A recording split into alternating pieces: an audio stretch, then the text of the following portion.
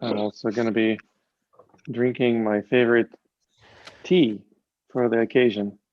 It's the tea that's made of leaves of the old growth tea trees that grow in Yunnan province for 700 years. So it's real old growth tea forest. And those teas are really tall trees. So much so that the peasants actually have to climb the mountain, climb the ladders to get up there to the tops of the trees. And another thing that also is interesting about it is that sometimes they say they train monkeys to do that. Now that's something I haven't seen, but that's sometimes also why they call it the monkey tea. Where do you get it? So It's a 34 people waiting. Yay, this is going to be good. all right, Marcia, would you start letting Yeah. folks in, please? I can do it all at once. Here they come.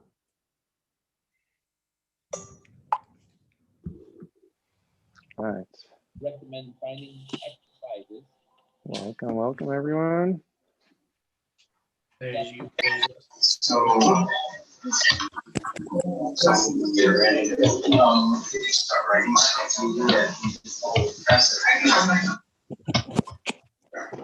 Hello, hello, welcome, and Happy New Year. Happy Chinese New Year.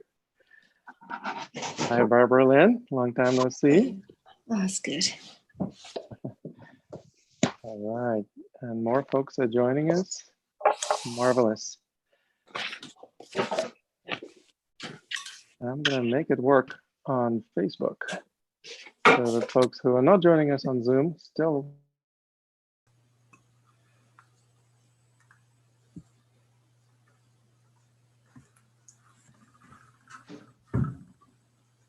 Wow. All right. Well, happy Chinese New Year to you, everyone. Welcome to our gathering. And we're going to give folks a few more minutes to join us in. But as you can see, this is already a fantastic group, a community of people who are exploring energy arts, learning how to be abundant by developing the skills to be in the flow. And that's something that we'll be exploring today, discussing with some of the Qigong masters. And also, I will be open to answer any questions you may have of how to flow and thrive. And if you have any questions for some of the masters that may also join us today, you will be more than welcome to ask them questions either directly or by typing them in the chat. So obviously on the right-hand side of the Zoom window, there is a chat box where you can put your questions.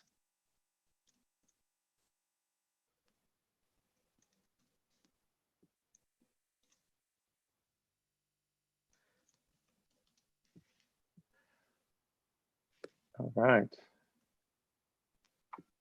I'm going to just make the post on Facebook so that members of our group, Flow and Thrive, can enjoy our gathering simultaneously, surreptitiously, as they say. So serendipity is something that obviously happens as one of the examples of when you're in the flow. Serendipity, or sometimes people call it synchronicity. I'm not sure if synchronicity and serendipity are exactly one and the same thing, but I think they're closely related. And that's one of the things that I want to explore today with you, because a lot of people talk about synchronicities, but how do we actually facilitate synchronicities? And also, how do we put them to good use? That's the question. And with us today, there is one of the Qigong masters that I invited to share with us how he creates or takes advantage of perhaps synchronicities in his life, and that's Mark Johnson. So I promised to you, Mark, that I would give you the opportunity to speak at the end of our event. Doesn't mean that I shouldn't welcome you and say hello. And perhaps if you have something to say about synchronicities, you're welcome to unmute yourself and say hi. Did you say, speak about synchronicities? Is that what you said? I didn't hear you too well. I think I actually have Yes. to make you a little louder. Am I loud enough? Usually I'm way over loud. You're fine. So You're fine. This is unusual for me to not hear somebody. Let me see where my, oh yeah, I'm way down on the, all right, say something. Say something. Oh, that's perfect. Okay. And I was Okay, going to great. say something about synchronicities. I Please. think yeah, I had a message that you were going to speak about, what was it? Obtaining things or getting stuff. What was the theme? No, obtaining things is not the same as abundance. That's the word abundant is the one I was trying to remember. Yeah. Having abundance is not always the same as being abundant. So we want to learn how to be abundant. And that was going to be my suggestion in that in my book, Life is Play, if you live spontaneously, compassionately, intuitively, and all that, synchronicities will just happen to you and you won't be able to stop because energy works on the same frequencies with each other. So if you just stay open and let the flow of the entirety of everything go through you, then the universe can't help but connect with you. You know, did you ever pluck a guitar over here and the one over there starts vibrating because they're the same frequency? Well, that's how I say to get what was the word, abundance or something. Yeah. The best way to get abundance is to work at it and try it. And dear Lord, where's my Mercedes? You know, that kind of stuff. That's nonsense. And I say just stay quiet and open to the spiritual flow that can come right through you and create incredible. My entire book is on synchronicities and how they come and how frequently and how impressive they are. And it's available to everybody. So that's all I have to say. Marvelous. Let it happen. Let it happen. Okay. Absolutely. Yeah. Thank you so much, Mark, for kicking off our exploration of abundance. And obviously, you are one of the most prolific and abundant Tai Chi and Qigong teachers I know. You sold like 750 or some crazy 750,000 now. 800,000. Okay, 800,000 Yeah, DVDs. That's pretty incredible. Mm-hmm. Yeah. So even if you just got $10 per DVD, you're right. 8 times the millionaire. Great. Yeah. That is a wonderful way to make a great living by actually doing something that you love doing. Yeah. Now, there are several other Qigong masters with us here who also do what they love doing, and they do great. For example, Dr. Stanley Nye from Toronto, Canada. Hi, Stanley. It's great to see you here. Welcome in. If you feel like unmuting yourself, Hello. please say hello. Hi. Okay. I guess you want me to say something? Yeah, happy New Year, Chinese New Year to you. And if you have something that you would like to share with us about how to live our lives more abundantly this year. Yeah, Shin Hee Wei Lu. That's Happy New Year. And that's Mandarin and Cantonese. We're going to wish you a prosperous and good fortune. Gong Hei Phil Choi. Fat Choi, sorry. Anyway, we're talking about abundance and so forth, okay? See what happens every year. People always talk about, most of the practitioners in Feng Shui and I Ching talk about, you know, these bad sectors and bad this and bad that, right? We hear that every single year, all right? Yeah. And, you know, it's nice to be cautious, okay? I'm not saying not to be cautious, but don't dwell on it. You see, a lot of the Asian people, because those things are publicized a lot, okay, people dwell on it. All right. The best way to have, as Mark says, proper frequency and so forth, is really to vibrate with everyone else. They've done many experiments on, they actually use, what did they use? What do you call it? A fork, a tuning fork, right? Right. And they take one tuning fork, leave it at one side of the room, and way on the other side, they have a tuning fork that doesn't touch anything. It's just free floating. And they hit this fork on one end, and the other fork vibrates. Okay, we are the same. Every entity in this universe is the same. If we hang around with people who vibrate at a certain frequency, we would have a tendency to vibrate in that frequency. Okay, and Mark mentioned that's a very, very a good topic to talk about, really. Coming back to this, we are looking at most of the festivities have kind of gone by. Chinese New Year itself, the 12th, went by yesterday. And what we look forward to is the Lantern Festival next. And for me, because I'm Chinese, I was very busy today. Okay, I kind of barely got in here at home. I was thinking maybe I have to do it on my cell phone because I really couldn't get back home on time. But luckily, I got back home on time to talk about this. So my kids, as you know, my kids have their own family, and so we have to drive across town. My wife and I have to go from one end of town to the next, and back and forth a little bit. So anyway, but it's all good.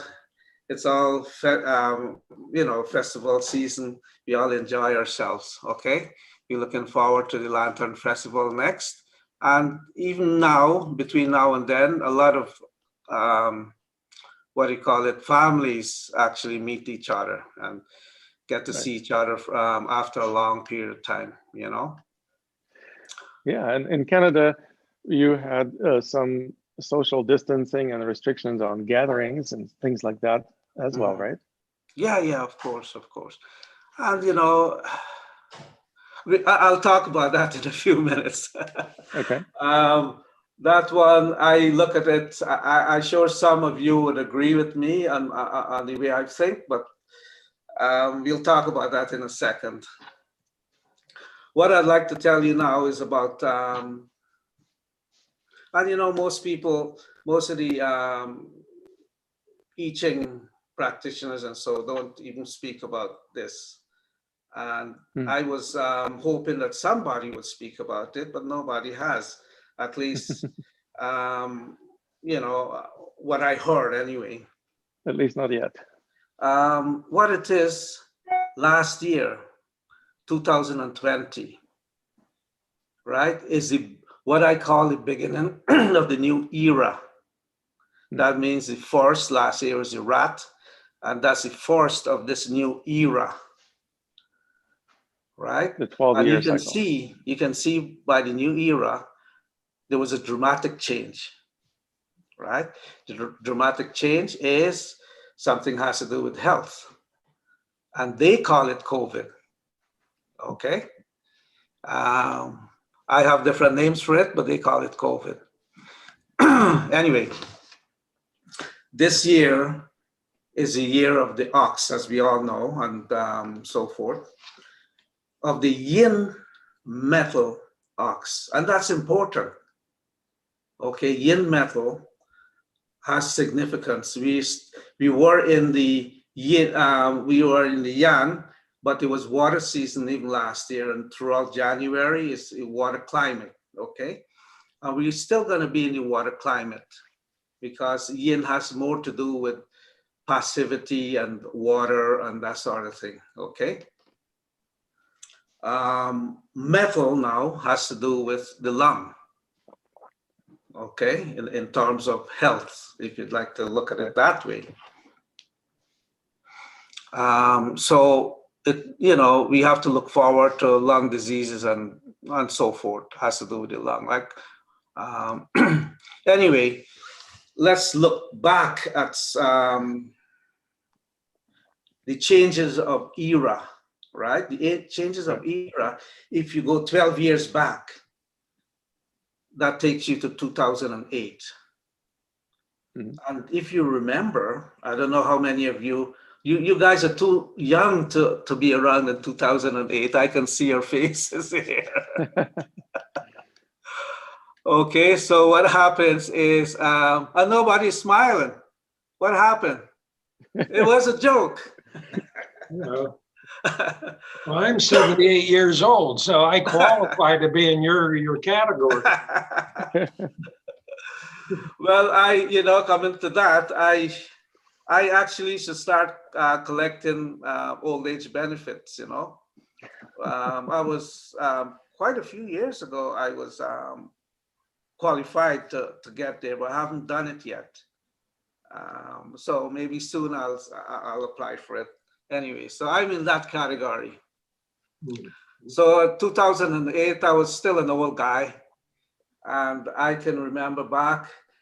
There was a global economic crisis, okay, where has to do with the investment banking, secondary credit market, right? And unregulated financial markets. They actually disappeared. And the central bank around the world, they were in crisis too, right? And it came very close to economic collapse. And you can see the trend here going backwards, okay? In 1996, 12 years back from then, which was the beginning of that era, okay, they had some incidents that wasn't really nice. The TWA flight 800 exploded, okay? And we're in the States. Long Island, New York, killing 230 people, all right? At that same year, we had the Summer Olympics in Atlanta. And guess what happened? There was a bombing. And these things change, right? They're something that is quite unique, quite different, whether it's good or bad or indifferent. But anyway, it actually changes that tone, if you want to say, of that preceding era. All right. Yep. What else here? As we know, 2020 is the start of the new era, and we are going through it. And I'm glad that we kind of getting towards the end of it now, but it's a long haul, right? I can see in 2021 what's going to happen. People are still going to be afraid to travel. Those who are kind of iffy about it, they would say, I wouldn't travel. And that's anxiety too, right? Right. They wouldn't travel. And so the world is not going to be the same as before. So they're going to be less traveling even next year and so forth. And it'll take probably about 5 years for people to feel kind of normal back again, the way we did pre-COVID. Okay. Yeah. Maybe it will take them 12 years to really recuperate. Well, it'll probably take about 10 to 12 years. I agree with you to be absolutely the same way. But I think in 5 years, we'll kind of feel okay-ish, right? Not okay, but okay-ish, right? But yeah, it's a long haul back. And you know what makes it really bad too? Is the fluctuation, right? It's not like shutting everything down and then everyone have a long holiday weekend and then started everything back up again. It's because allow the banks to continue working that causes all this upheaval. Anyway, So we know now, and we talked about it, that 2021 is going to be a slow exit. So we are on the exit side, but it's going to be a slow exit. And yeah, the talk about variance now, the variant. I have my opinions about the variant. Because it's a public platform, I'm not going to say anything. Okay. So when you come to, I'm going to speak haphazardly a little bit because I didn't really prepare anything. So we talked about the yin metal before. What can you use? Actually, I'm thirsty. What can you use significantly as a yin metal? We can use implements in your home, like spoons and fork or anything that made out of metal. Colors, I mean, you have to be. Excuse me, Fiza, can you bring me coconut water, please? Coconut water is a great way to hydrate. Yes, that's what I drink. That's one of the main things that I drink. Anyway, so you got to be careful with how you use your colors in different quadrants of your house. But generally, in general, I'm speaking, right? All these things, in general. Green is a good color this year, with a touch of red. Excellent. Well,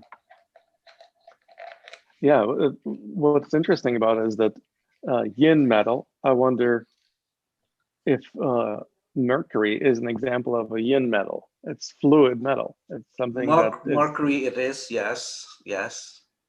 We know the history about Mercury and some of the leaders in the past, in Chinese emperors and so forth. Anyway, so that's beside the point. So this year in society, okay, stepping forward, right? It's a year that we really need to move forward. Okay, this year is not a stagnation year. If you stagnate, believe me, you wouldn't be able to move anymore. You'll stagnate. All right. So bear in mind that this year you should strive to move forward. Okay, do something new, do something different. All right, in your life. Set new goals. Have a new product line if you have a business. New technology, we're talking about virtual technology like what we're on now, okay? So, I mean, we do have to move forward, right?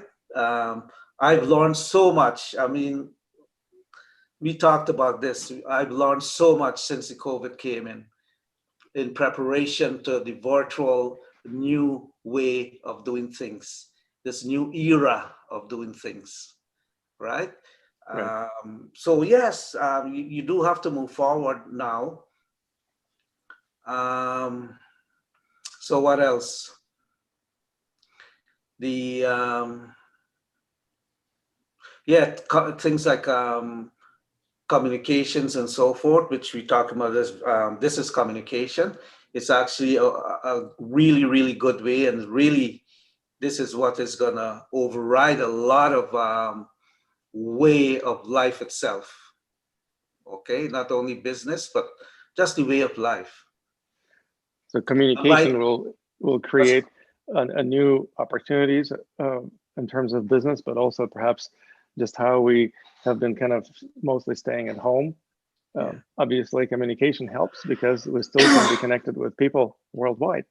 Yeah. And perhaps it replaces to some extent travel.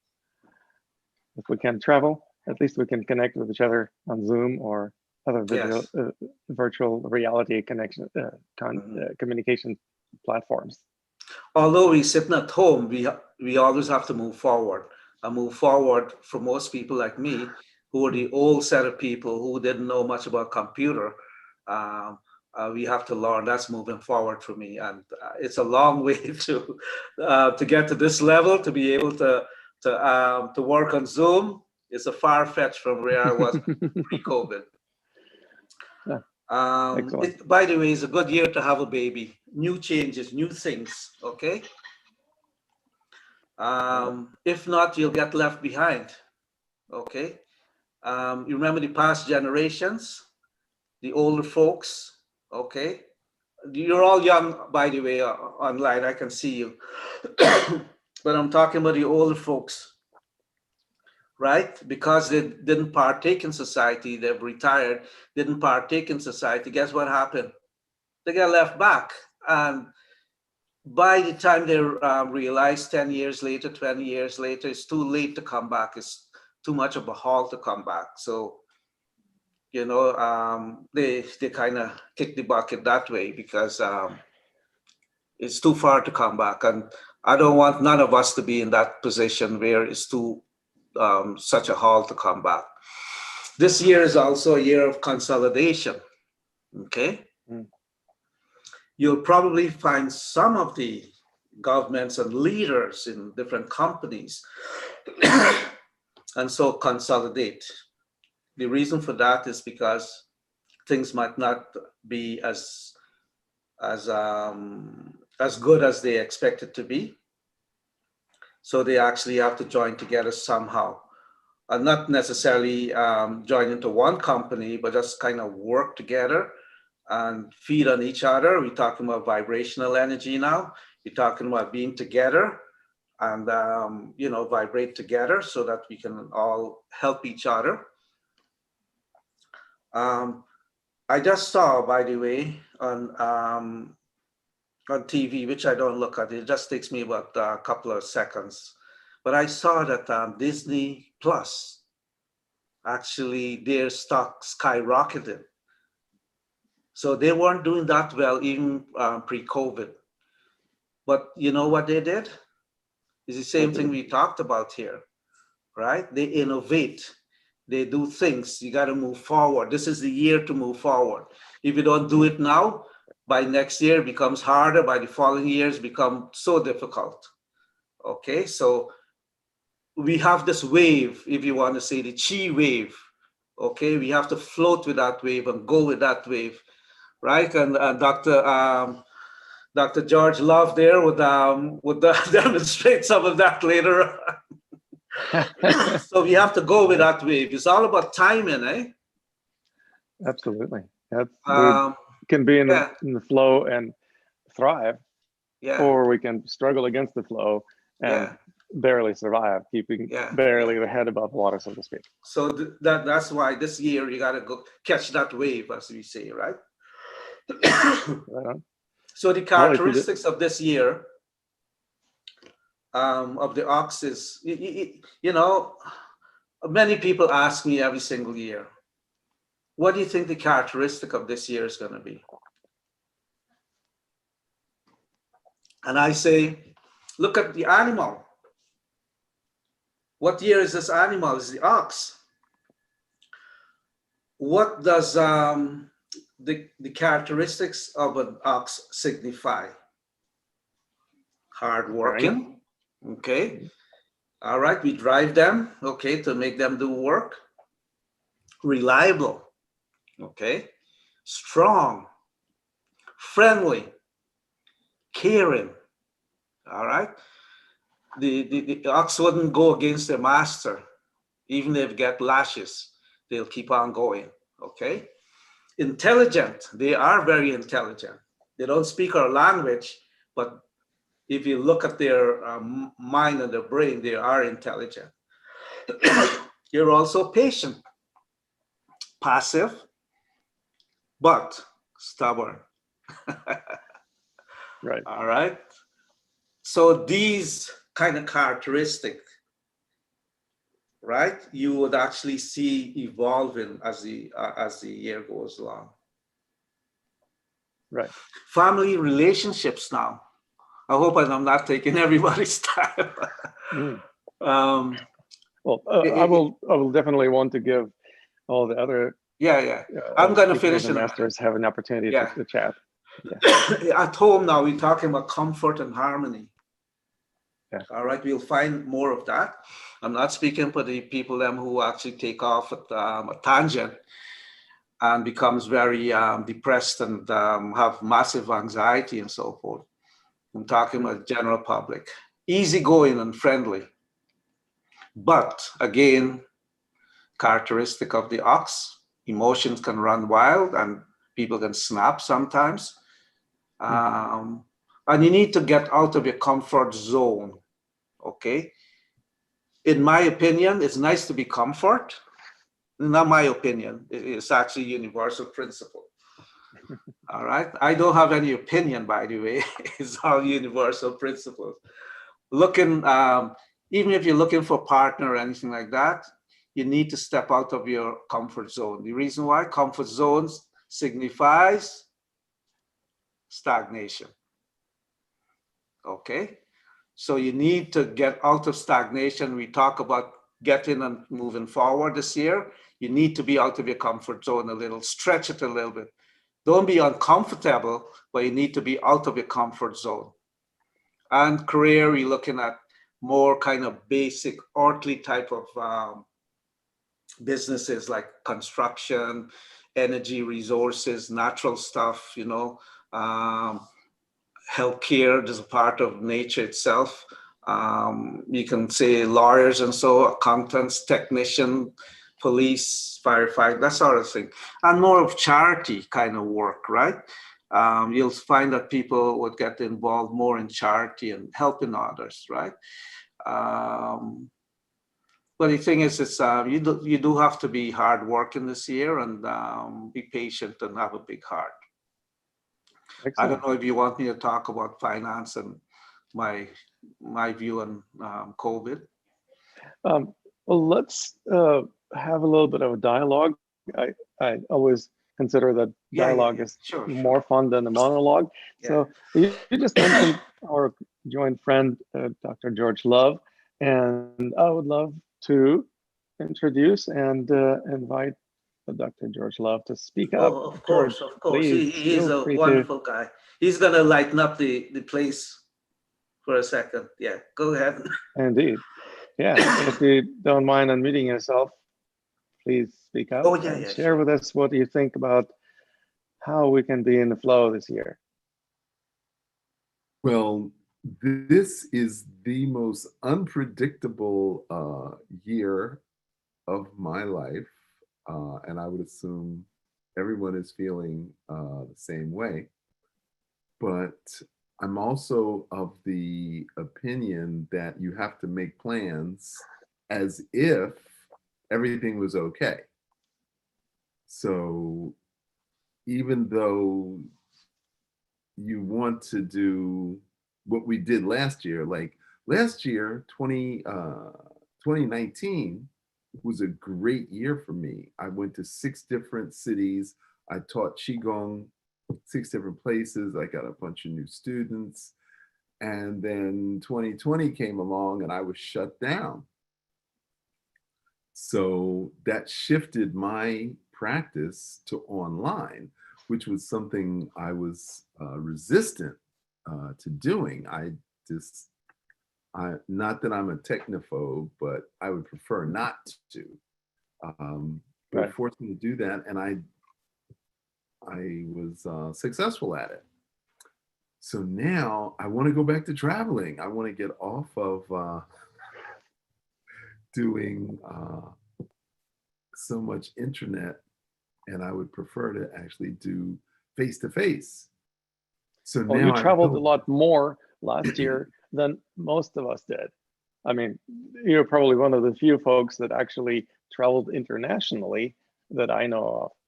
So that was quite an impressive feat, not to mention getting married, of course. Oh, thank you. Thank you for mentioning that. My wife is overlooking my left shoulder, my right shoulder. So, so in terms of abundance, I think what Dr. Stanley was saying about getting out of your comfort zone, I think that has got to be the hallmark. I am an earth ox, and this is my year. But everything I've read, according to Chinese horoscopes, is this is not going to be an easy year for me. That is going to be a lot of hard work for me, even more hard than 2020. So I've got to wrap up my testicles in silken rope and pull that tractor trailer up the hill. It'll be a sight to behold. Does. So I think that if we all go back to the basics, what got us started on our path, the things that were successful early on in our careers, I think we have to go back to that. And I think we have to teach kindergarten.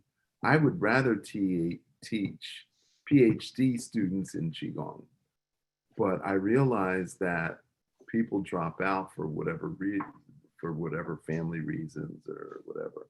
But I think we have to go back to kindergarten, and we have to teach first grade. We have to keep constantly teaching the principles over and over.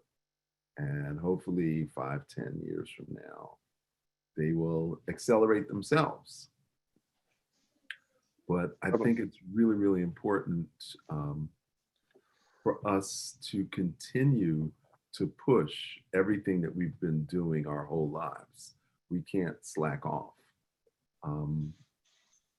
When I decided that I wanted to devote my entire life to advancing the knowledge of Chinese medicine and Qigong, that as I looked backwards in history of the great masters, they didn't have hundreds of students. It wasn't mainstream.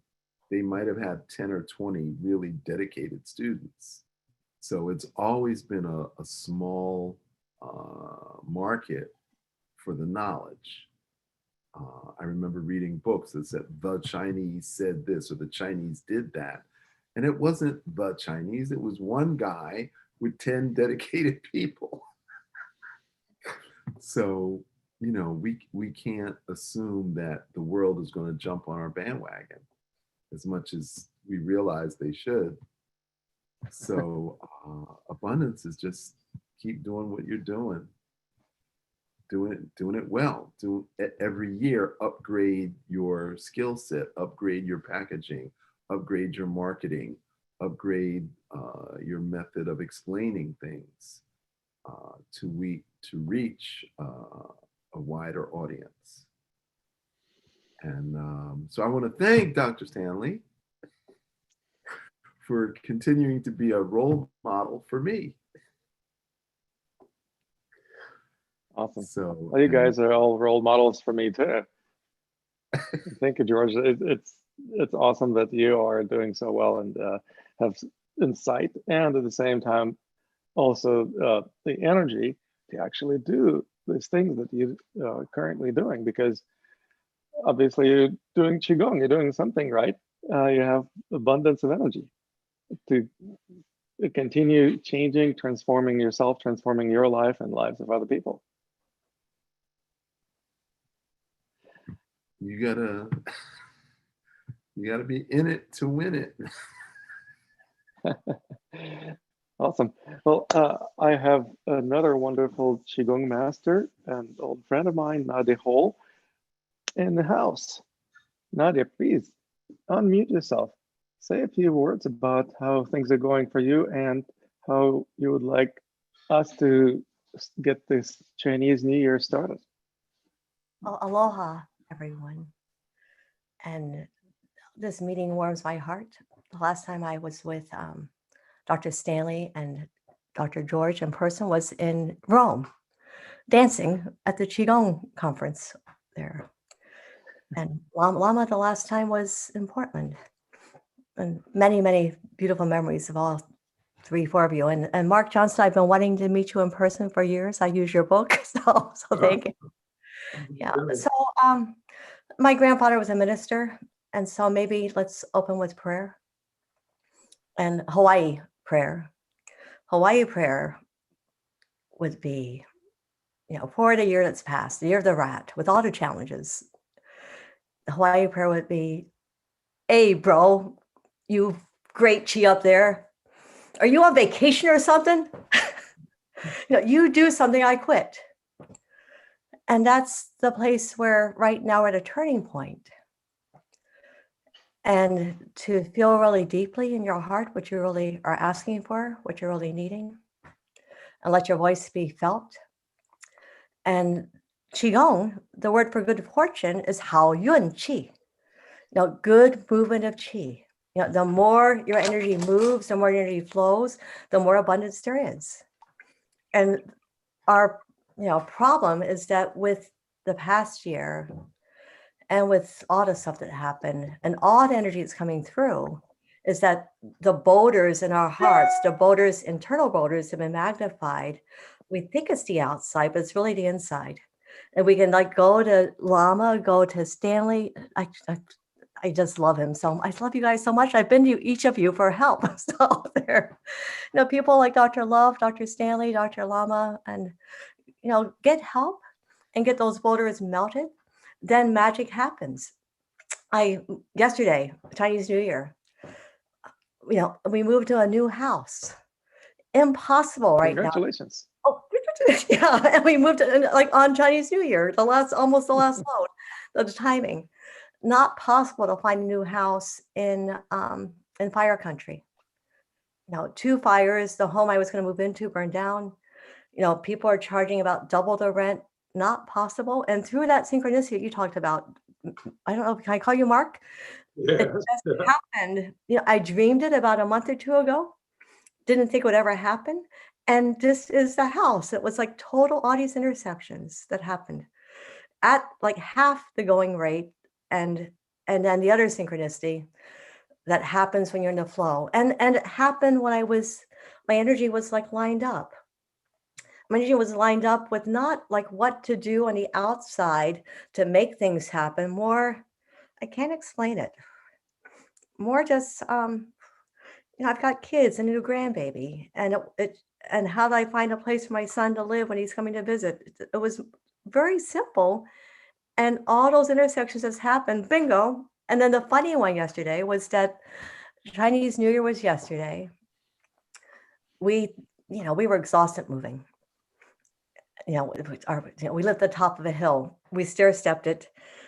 We moved old fashioned style. So the fitness things that took 295 staircases of steps to move there. When we finally got one room organized, presentable, both my kids said they were on their way to come. Exactly. All that, when you're in that violin string, we were ready, they felt it, and they all came. So that kind of thing happens with synchronicity and with vibrating the same place. What else did I write down? And the ox. The ox. Somebody told me a funny story about the ox, Alan Davidson, that the ox was actually a star that got sent down to humanity to help humanity through times of starvation, which we are sort of in right now. All that place of scarcity, not enough food, all that fear. An ox was told to help humanity have enough food, and to tell humanity that if they would let the ox help them, and if they did what they needed to do, they wouldn't starve. They'd have a good meal at least every 3 days. The ox got a little bit confused, and the message got confused, and the message went that because of the ox, and thanks to the ox, people would be able to eat 3 times a day instead of every 3 days.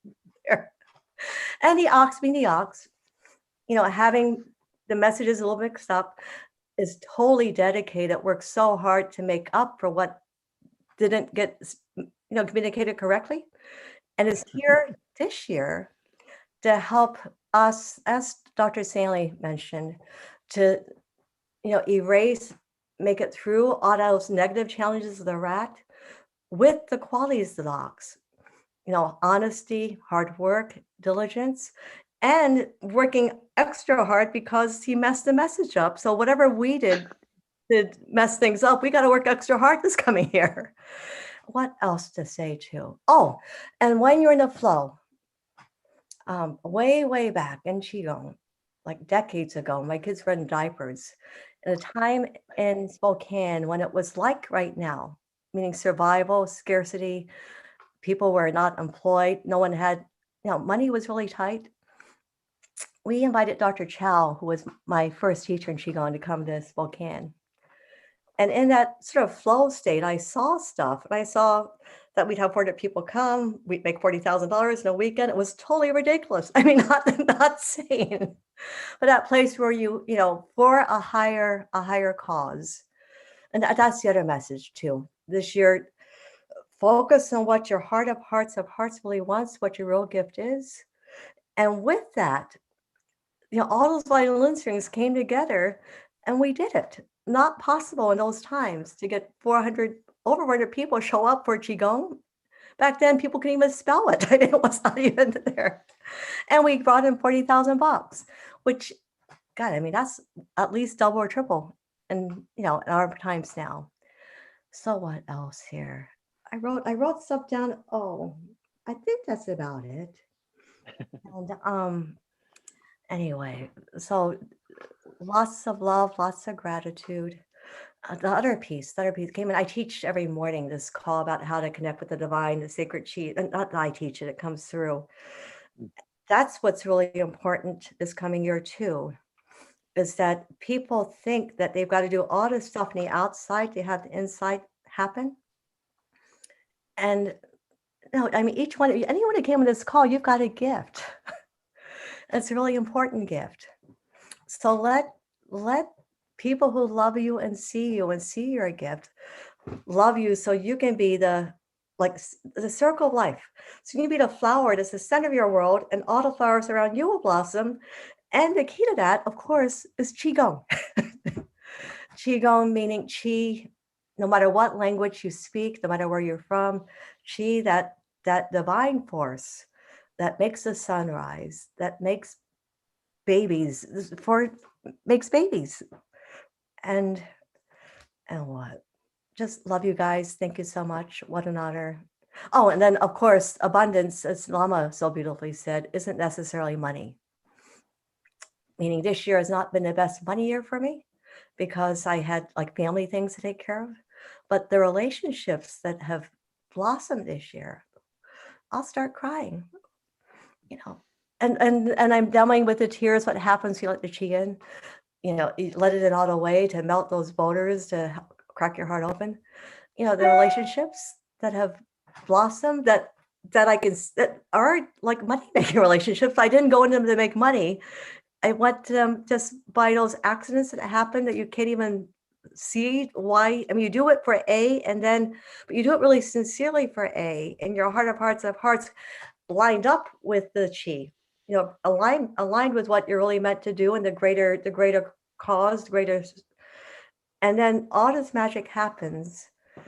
And that's what Lama and Mark and Dr. George and Stanley and I and whoever, and a whole bunch of you here, I'm sure, are teachers too. That's what we'd like to share. Yeah, we have quite a few teachers. And then George, I disagree with you about that. It's going to be scarce. What I'm getting is that each one of you on the call has got to start giving what you've been meant to give, because the need is so great right now. And yeah, it's more than one or two that need this. It's like everyone needs a dose of chi. And yeah, so there. Thank you. Mahalo. This is definitely a great message that I really appreciate you, Nadia, for sharing with us. Is whatever we think is scarcity, it's our imagination. It's basically comparing things, and everything is relative. And so when we say, well, I wish it would be like this, but instead it's like that, well, of course, by comparison, it's going to look not as good as it could have been. But if we stop, yeah, please. I'm sorry to interrupt you. So Hawaii, we joke about abundance is A, A, pause, bun, B-U-N, pause, dance. It's what Dr. Love teaches so beautifully. It's like shaking your booty, your bun there, and getting together and eating and laughing and loving each other. In Dr. Love's name, love is the real abundance. And with that magic, and the other secret of good fortune in China is Lai Wang, the coming and going, the connections, the relationships. So love, love, love, and thank you so much for all the love that you, Lama, have poured into this community, given to the world, and brought us together. So thank you. Okay. Absolutely. Thank you. I wouldn't be able to do any of this without you. So I want to just return back my gratitude. And that's something that I always consider that as like the confirmation of resonance. Gratitude, it's actually confirmation of energy resonance. We can experience resonance that Mark Johnson and Stanley and I mentioned, that either it's resonance of musical instruments or tuning forks or people or circumstances in our lives, but also we can experience resonance with the things that we surround ourselves with people that we surround ourselves with, and we can actually change our own vibration to experience greater resonance. That's a really interesting idea, isn't it? Instead of trying to seek something that we think is right, we actually learn how to be the right person at the right place at the right time, doing the right thing. Now that's a concept. How can we be in the flow if we're not at the right place in the right time, doing the right thing? It's really hard to be in the flow if we're not in that auspicious place at the right moment. But also doing the right thing is crucial. How do we know that we're doing the right thing? We actually feel more tense and have difficulty breathing if we are not doing the right thing. And we don't have any problem breathing, and our body becomes more relaxed, and our movements become more fluid and harmonious when we're in harmony with things around us or with something that we're doing at the moment. And so that is kind of an easy way to understand that when you are in the flow, you experience greater vitality and more relaxation. But to get into the flow, you need to check, where do you feel more relaxed, or doing what makes you feel more relaxed? If you feel like you have to push a huge load up the hill and you're constantly struggling, well, maybe that's not the right path. Where is the right path? And so that's basically how we start developing the sense of discernment. Discernment in this case would be recognizing that sometimes we don't have to work hard when we can work smart. And that's one of the funny things about Qigong, that it includes the word gong.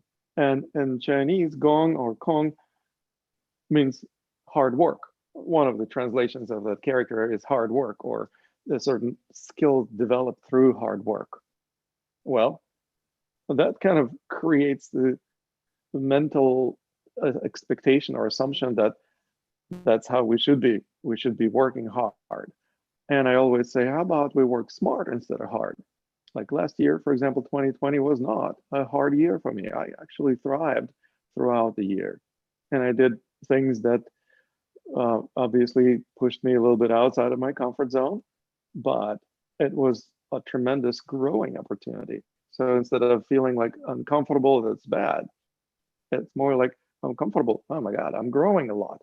And so that's something I want to invite all of you to consider also experimenting with this year.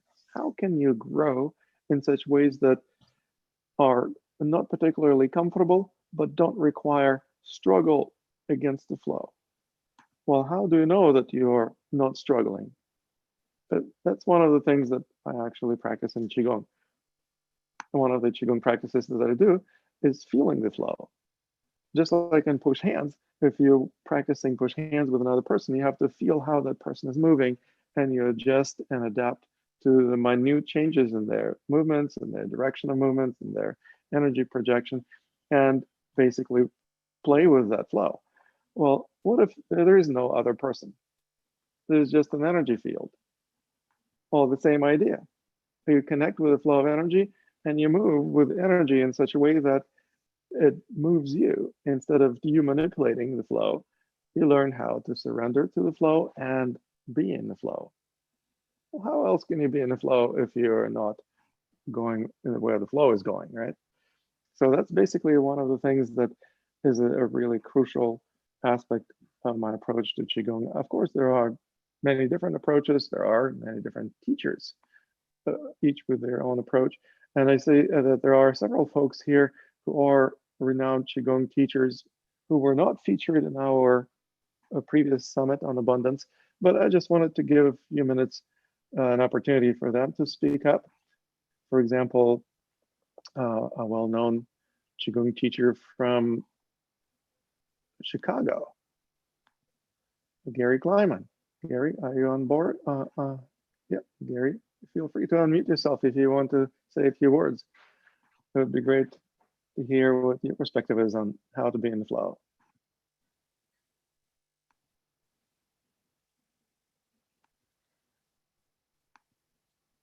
I know Gary never misses the opportunity to express his opinion, but I don't see him actually speaking up. Well, there is also a wonderful teacher from Colorado, Sharon Rose. Sharon, if you feel like speaking up, feel free to unmute yourself and say a few words about your practices.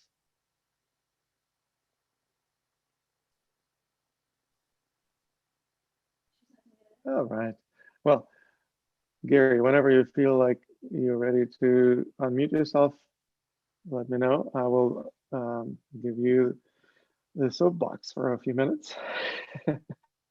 And one of the things that I wanted to also bring up, which is really crucial, and is that Question in chat. There's a question, Dear Lama, if there is time. Oh, there was a question about my autobiography and who my spiritual teachers, masters were. Well, I don't want to bore you with my whole biography. It's a pretty crazy and complicated and entertaining story. And I could spend hours talking about my biography, but I'm not going to do it today. Just to give you a really brief idea, I'm a lineage holder of Tibetan shamanic Qigong called Qidao. I was born and raised in the former Soviet Union. The country doesn't exist anymore, but that's where I come from. My grandfather was the Grand Master of Qidao, the 26th lineage holder, so I'm the 27th, as far as I understand. And basically, since childhood, I've been exploring both energy arts, martial arts, meditation, spiritual practices. I was very curious about it. Even though my parents were not particularly into this type of practices, they're still were very supportive of my explorations. And so it gave me full total freedom to explore any of these practices, study with my grandfather, with some of the teachers he sent me to study with.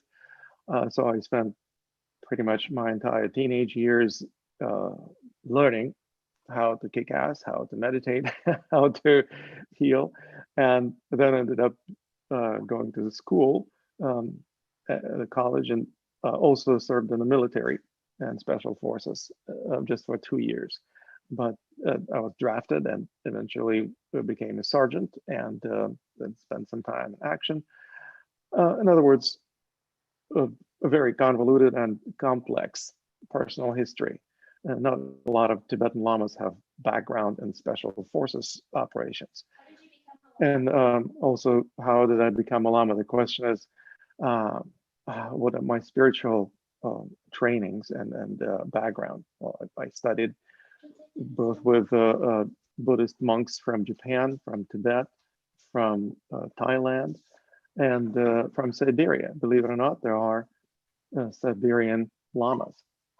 They live in some of the least hospitable places on earth, but Siberia, basically, southern Siberia on the border with Mongolia, is one of the places where Tibetan shamanism found a new home, thanks to the Mongol Empire that basically conquered the entire Russia.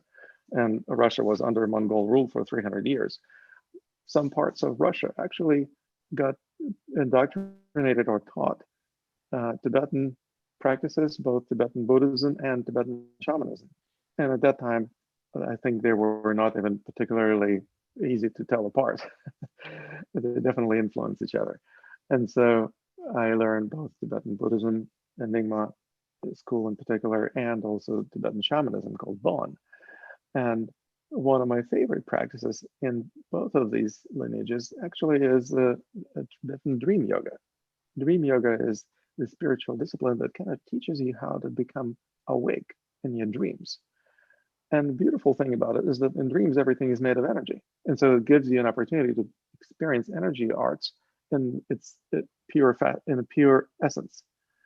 And that's something that I obviously enjoyed practicing and also teaching. So I'm one of the few teachers of dream yoga in America at this point. And that's something that I thoroughly enjoy doing myself because you don't need to even spend any extra time practicing dream yoga. By and large, you're sleeping anyway. And so you might as well put that time towards the spiritual development. Of course, there are also preliminary practices during the day, and the practice of Qigong, in a sense, for me, it's also like a part of practicing awakening in this dream called daily life. Also feeling how everything is made of energy and how there is a flow to it, and how being in the flow of this dream called life can make this life into a much more pleasant and harmonious dream, as opposed to a nightmare that a lot of people live through. And so basically that's kind of my passion and a mission in life, helping everyone I come across to develop the skill of feeling the flow of life and learning how to be in the flow. So that's something that I wanted to share with this community. And if there are any questions for me, please don't hesitate to speak up or just type questions in the chat. I see there are a few questions here. Oh, wonderful. Dr. Philip Young has joined us. Hello, Philip. I don't see him, but he must be somewhere here. Whenever, yeah, here you are. Feel free to unmute yourself. I would love to give you an opportunity to share with us what's your perspective on how make this year, 2021, a more abundant and fun experience for all of us. Okay. Thank you, Lama. Thank you, everyone. Happy New Year. Happy New Year. Sorry, I'm still working today. And I'm very, very glad to have the opportunity to get to know everyone. So share a little bit of my practice. Please do. Okay.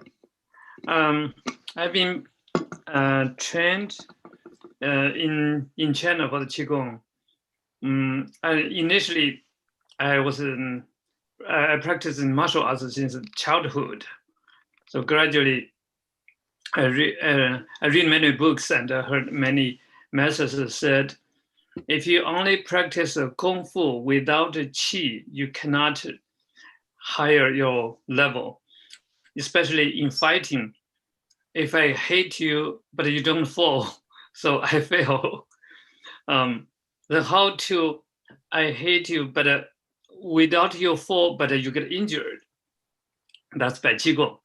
So that's my initial motivation to try to pursue the Qigong techniques and practice. But I practiced myself, follow the book for the whole year, 365 days nonstop, morning and evening, without get anything. So I stopped. I realized I need a master. I need a good master. Years later, I encountered someone on a train. He introduced me his practices of Qigong. Oh, I was so interested in it. Then he told me where his master was, so I followed his master and did the practice, and later on followed the master's master in Beijing, Sichuan, and Xi'an, and there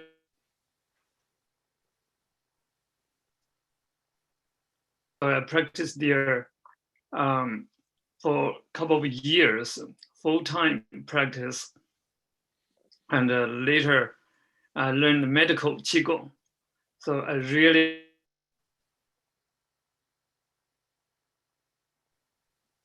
despite being in Silicon Valley, your internet connection doesn't seem to be that good. 95, I came to the US. I share the Qigong techniques with the public, and right now I combine the Qigong techniques and acupuncture applied in my clinical practice to deal with the difficult diseases. So mostly my focus right now is in the medical Qigong. Cool. And what do you consider is the source of your abundance? Or in other words, I know that you're a very creative master of Qigong, have your own clinic, have your own university. It's not an easy task to create a university. Did you have some outside help, or did you just manifest it on your own? Yeah, and to run a university, there's a lot of work. Especially in the beginning, there's a lot of paperwork to get accredited from the state, California Acupuncture Board, and education department. And then I had an assistant and also have a consultant to help with the paperwork and everything. And we do have some employees to do the office work. So it's stable right now. So everything's on board and on the routine. But I'm still running the clinic to teach the interns and teach part of the academic work. The key for applying the Qigong in the work is really, really make difference. That we can do something that the regular acupuncturists cannot do, like dissolve a bone spur or shrink a tumor. So that's the regular needles cannot do, and the regular Qigong cannot do. But combine both can really make it happen. And there are a lot of difficult diseases, including diagnosis, will be easier to find the root. Like in the beginning, I used the clairvoyance to find the root cause, but actually combine the Eastern and Western medicine, it's easy to find the root, like from the nerves and from the 4 pillars diagnosis, the pulse reading, tongue reading, then that can make an easier diagnosis. The key is we can make a better solution for these difficult diseases.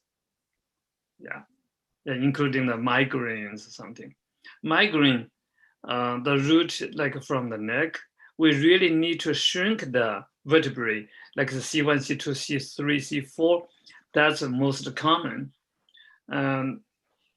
With Qi Qi can penetrate any tissue. When it penetrates the bone, only it can penetrate the bone, can shrink the vertebrae. So we have to apply the Qi. But the Qi can be manipulated by our mind. So mind is there, Qi is there. So this really depends on our mindset, how our mind can guide the Qi from flow. And in Chinese medicine, the philosophy, the bone is controlled by the kidneys, especially the left kidney, which is also related with the hormone level. If the hormone level is low, the bone density is lower, and the size of the bone gets larger. So in order to shrink the size of the bone, we have to strengthen the left kidney. But when I apply the Qi to the left kidney, then that makes it happen easier, even combined with the acupuncture needles. So Qigong practice is a dedicated project, as a non-stop.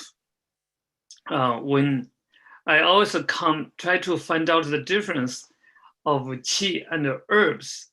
Like let's say the hormone level is low, like a menopause syndrome, hot flashes, when we can make the half-flash stop by the herbs, how about the qi?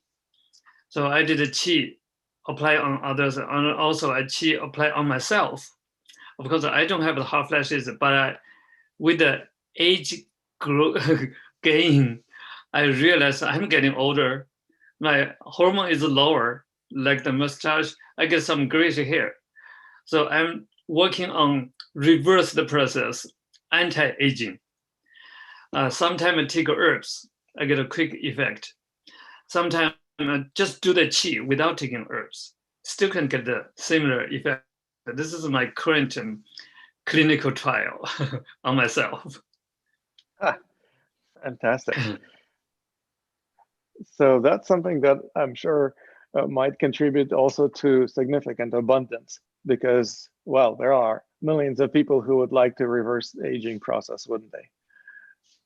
And so that's something that perhaps you may offer to people in your clinic, and maybe even teach students in your acupuncture university. It's no longer called acupuncture university. What do you call your school now? California University? Oh yeah, California University - Silicon Valley. So easy to, so that they can easy to find our school. So come to Silicon Valley, University of Silicon Valley, you search it, they can find our school. California's universities, they also can find our school. Excellent. Right now we have just one major acupuncture and oriental medicine. We teach, provide master's degrees of acupuncture, herbal medicine, and all the healing arts. But we are going to add more like a science major. So we're working on it. Oh, fantastic. Oh, that's really an important work. And also, I would imagine it takes a lot of energy, time, and money. So kudos to you for doing that. So where do you imagine yourself in a year from now in regards to your work? I'm making more progress for the school, working on the more higher accreditation.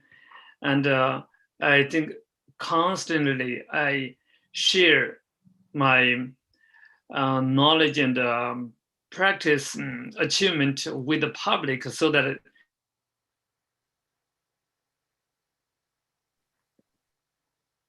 the lecture, I give the lecture once a month, each time in different topics.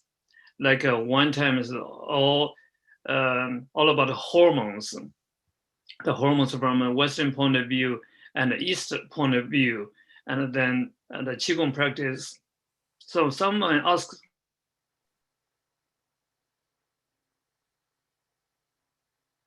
work on it. I said, my work is to help you to gain your original function. It's just like I'm an engineer, I'm a mechanic, to help you to fix your machine in order to sell your products. Sell your products, it can constantly give you the qi, but it's limited. But when you fix your machine, you can generate your qi by yourself and through your practice. So you say how long you should practice. Let's say a Tesla. If you drive a Tesla, how many days you should recharge the battery? So once you start driving, it drains out the battery. So you need to recharge every day. That's why Qigong practice is a recharge work. So my clinic is just a charging station. So one of the maybe supercharge station, but you yourself, you can run yourself. You need to keep your machine active. So you need to practice yourself. And a hormone is like something. There's a track in our life. In the beginning, in Chinese medicine, we call it Tian Gui. Tian Gui actually means the hormone. It means the kidney essence. When you are born to all the way to 28, 30, 32, our hormone levels are going up, up, and up. Then afterwards, maybe stay on a plateau. For few people, most people going down, start going down. You cannot stop the process unless you do something proactively. Qigong practice is one of the best approaches to maintain this plateau. And if you're doing better, like combination of the breathing techniques, double lotus sitting meditation, then standing meditation, you can reverse. You can make it going up. So you can really let the time flies, but you stay. So that means keep you young. So practice is a very important, and one is the correct way, correct method. One, the other is need to be persistent. So I'm discipline myself. I cannot stop my practice, otherwise I'll be older and older and looks ugly. Well, that's a very cool way to kind of look at that. At the same time, also, ugly and beautiful, it's all relative. So I would imagine that those of us who feel like we're not getting any younger, or we are experiencing a little bit of aging each and every day, learn how to be in the flow of this process. In other words, how can we learn how to be not just okay with aging, but actually do it as gracefully and as enjoyably as humanly possible? Now, there are some people who do it so well that they seem to be getting younger, and not even because they're taking special herbs or doing some special exercises. I think it's a mental state of becoming more and more agile, mentally agile, more adaptable, less stuck in a particular fixed perspective, but constantly learning how to expand horizons, how to learn new things. And that's a beautiful thing, because it actually means that it's possible to teach an old dog new tricks, so to speak. It's possible to engage our brains in learning new things instead of losing mental faculties or brain capacity. We actually increase brain capacity by learning, and also by creating new neural pathways. So thanks for brain plasticity for that. And that's something that we can constantly get better at as we progress in age. So in a sense, then we're not feeling like something is wrong is happening and we need to prevent that. It's more like we're experiencing maturation and there is nothing wrong with that. How can we do this as gracefully and beautifully as possible? Now that's the question. And also, how do we experience abundance when we are getting older or just simply more mature? Abundance all of a sudden becomes, maybe not all of a sudden, but gradually becomes less about possession of things, collecting more stuff, and more about sense of being abundant. How can we transition from the mode of having to the mode of being? Philip, do you have any suggestions?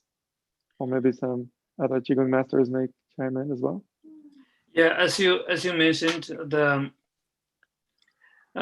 correct method is very, very important. I ask my patients, I do exercise. Yes, I do exercise every day. What exercise you do? Walking 5 miles.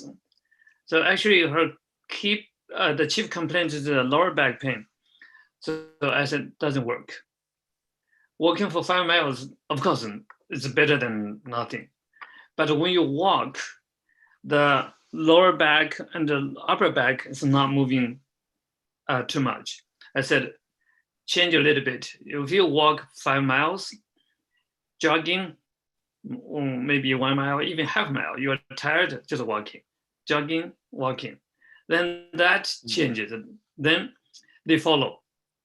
Then they said, oh, thank you for the suggestion. That make a big difference. My lower back is much better. Because see, when you're jogging, more muscles get involved. So same as the Qigong practice. The Qigong practice, you say, yeah, I do Qigong practice every day. Like if I teach the movements, 16 movements. If the movements, I can do it so easy without any challenge, even without sweating. It's too easy for me. It's not working. I need to elevate like a standing meditation. Or I can stand easily 30 minutes.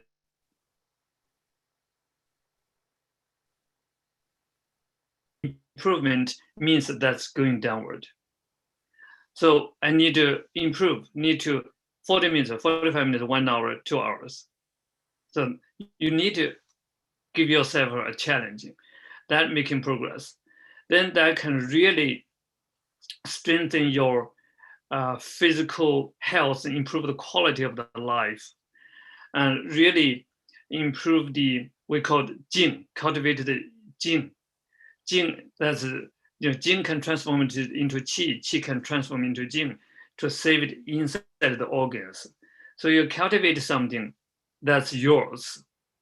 And progressively, you're doing like abundant. That's very, very important. Otherwise, if you just let it go, okay, they just go downward.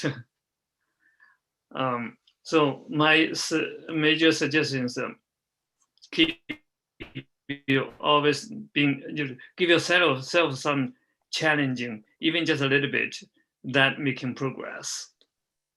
Of course, yeah, to learn from everyone. Like today, I have a opportunity to learn from everyone. Everyone has your specialty. That's very, very important. Absolutely, yes. Wonderful. Well, there's a fellow among us who knows a thing or two about Jing, Gary Kleiman. If you are available, please feel free to unmute yourself and tell us a little bit about your approach to Jing cultivation. And also, one of the things that we realize is that the edge of the comfort zone is where we can feel flow the best. If we are deep inside in the middle of our comfort zone, it's really comfortable and there is no motivation and we're probably underwhelmed. By underwhelmed, I mean kind of bored or not particularly challenged. Now, if we push ourselves over the edge of the comfort zone into discomfort and pain, we become overwhelmed and we are not likely to really feel the flow. We will be struggling and probably want to come back to the comfort zone. But if we find that edge of the comfort zone where we're neither too comfortable nor too uncomfortable, finding that sweet spot or that balance point then allows us to change the direction. Instead of going back and forth across the comfort zone, we actually change the direction and start moving along the edge of the comfort zone. Start exploring. What is it like to be on the edge, going this way or going that way? The more time you spend on edge, the more you feel like that's where you can feel the flow the best because you're highly motivated. You don't want to fall off the edge, so to speak, but you also are not struggling. You're not overwhelmed. And so that is an excellent place to be in terms of developing the skill of being in the flow. And your comfort zone will naturally expand. The more time you spend exploring the edge of the comfort zone, the more you will feel like my comfort zone actually is getting bigger, because the more time you spend on the edge of the comfort zone, the more you get used to it. And so obviously your comfort zone becomes broader. And that allows you to expand your comfort zone without actually hurting yourself. That's what a lot of people do. They say, oh, I'm supposed to be pushing myself over the edge of the comfort zone. Like some of our friends here, they say, get outside your comfort zone. Well, that's what people do when they hurt themselves. They get outside of the comfort zone, but go too far out and basically make themselves uncomfortable or hurt. And then they retreat to the comfort zone to recuperate or recharge. And then they regroup. And then they go, okay, now I'm going to push outside the comfort zone again and just create the cyclical crisis like this. How can we make it so that we don't create this kind of cyclical crisis? Well, we change the culture of movement. We literally change the way we move and start moving along the edge instead of going across the edge. So that's something that is obviously one of my contributions to the field of Qigong, developing the culture of movement that is more harmonious. Now, how does it translate to developing an ability to be in the flow, to be more abundant instead of just trying to have abundance? Well, you pay attention to how you are instead of how you want to be. Because when you're challenged enough, you can no longer exercise intention. You can only pay attention, just simply to handle the situation gracefully. You have to be attentive. And when you are attentive, you're no longer comparing what you have with what you wish you would have. You basically are more in the present moment, and at the same time, feeling the changes that are happening in the flow. So that's something that really forces you to develop that sense of presence and sense of being rather than having. Does anyone have any alternative or additional suggestions? Mark, it seems like you have a suggestion. Yeah, it's funny you should mention it. Yeah.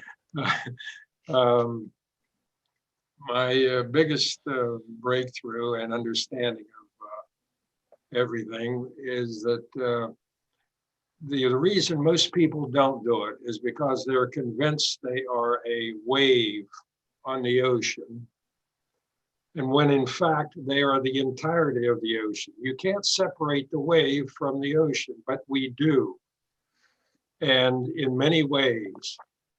And it's not just a matter of going too far beyond our limits.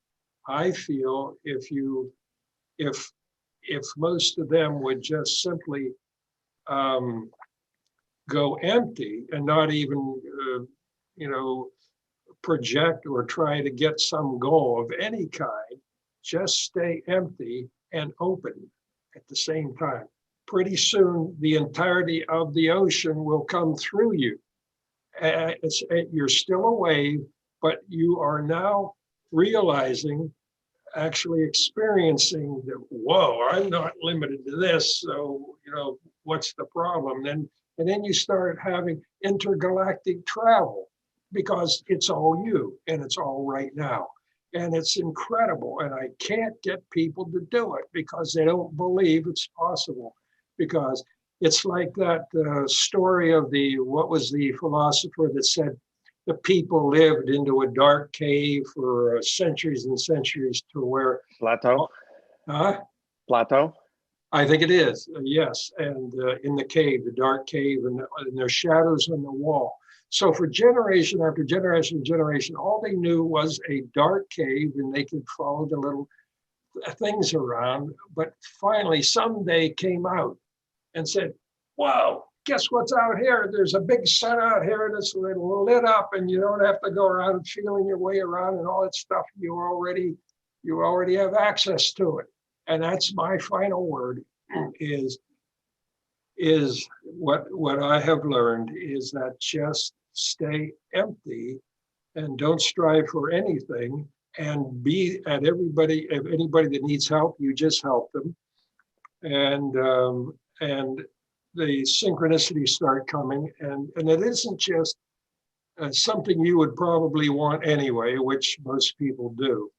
It's a synchronicity of being everything at once and regarding everything as yourself. And somebody on Thanksgiving said, "What are you grateful for today?" And I said, "Nothing." Well, boy, did it go quiet in that room. And then I said, oh, when my right hand puts a Band-Aid on my left hand, does it feel good about it? Not if he knows he is the left hand. It's like just something you do because you're just helping another aspect of yourself. So I'm saying try to go through life that way, where you're just giving and open. And wow, not only the synchronicities were kind of the first stage of connecting. Synchronicity is a connection, and it's always there. The key to the gate of heaven is that it isn't locked. The gate isn't locked. It's already wide open. So go through it, be it, and have a hell of a good time. I'm down to about 5 years old. Some people are saying now from 78 to 5 within 5 years. It's like everything's fun, everything's happy. I laugh 200 times a day. You might go out there and run around for 2 hours a day, but I just sit around and laugh most of the time when I see the weird stuff that's going on. So that's all possible. You are the entirety. You are already the entirety of everything. So just be it. That's all I'm going to say. And I'm out of here because I have another Zoom. I have to go. All right. Awesome. Thank you, Mark. Sure. Thank you. That was beautiful. Appreciate it. This is a great time. A lot of really bright people here and really doing good and helping a lot of people. So I want to encourage that for one thing. But I got to run. Okay. That's awesome. And all right. And I'm not one of these namaste types. I'm the instead of namaste, I say now I must go. Now I must go. Now I must go. Okay, I'm out of here. See you later. Okay. See you, Mark. That was awesome. All right. Well, so Mark's message was actually kind of right on the money. How do we make ourselves recognize, how do we help ourselves recognize that we are not limited as we think of ourselves? Our limitations are by and large imaginary or fictional. Somebody told us to believe that we're limited. And this kind of indoctrination often is what keeps us stuck. Now, there are some really cool spiritual teachers in our community. If anyone wants to raise a hand and either speak up or raise a hand and ask a question, don't hesitate to do that. I would also give one more chance to our old friend Gary. Gary, if you are with us, speak up. Gary Kleinman, if you want to share, I know that you never hold back in terms of sharing what you've got to share. So I don't know what the deal is, but if you can speak up. Oh, wonderful. We have Kathy Moon is joining us. Hi, Kathy. I hope you hear me all right. Feel free to unmute yourself. Yeah, I am talking to you, Kathy. Feel free to unmute yourself and say hi. Well, I guess maybe she is still working on her technology issues. There was something that I think that Dr. Stanley and I was sharing, but then we were like, well, let's not take up all the time. But maybe if you would like to speak up again, feel free to unmute yourself, Stanley. I know that you have a wealth of wisdom and knowledge. Feel free to share. Well, again, I do have a Zoom meeting coming soon again. I was busy all day and then I'm still busy all throughout the night tonight too. Anyway, so, and I love what you talk about the wave and to be in the comfort zone and to be the edge, right, of that wave. And you need to be the edge. That's what I spoke about. And this year is actually, that's what part of the characteristic is dominating this year is it's really put yourself out there, right? Remember I talked about that? Yeah. If you're in the center, as you mentioned, I mean, you're bang on in everything you're saying. Then you become too complacent. You know, you're in the middle, you feel so comfortable, you become stagnating because even if you look at the storm, I mean, we see that how the storms form in the middle, there's hardly any movement. But as you go to the outer edge, it increases to hundreds of miles an hour. but in the middle, it's all stagnant. So if you understand that concept, right, then you would understand where to go. But these things, I mean, for many years I've been teaching this. The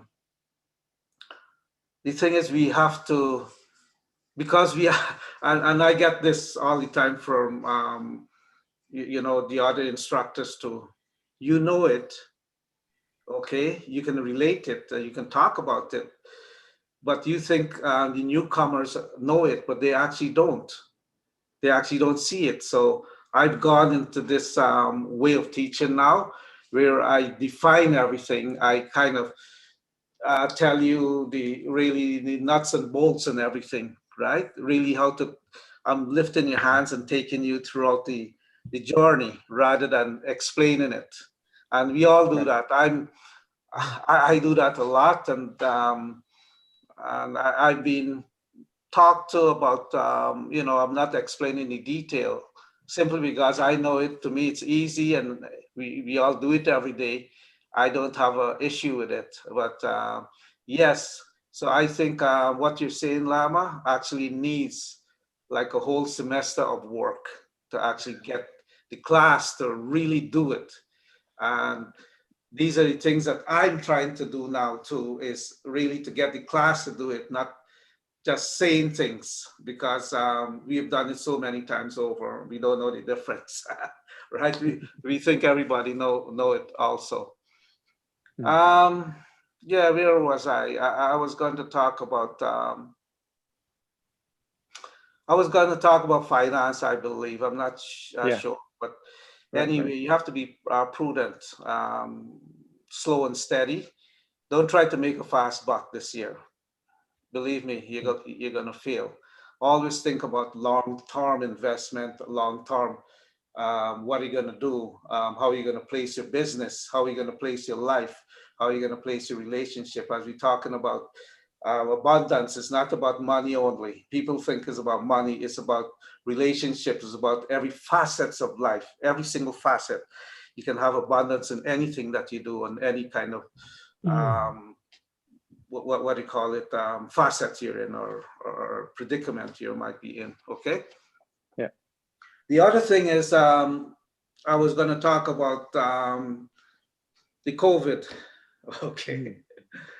Yeah.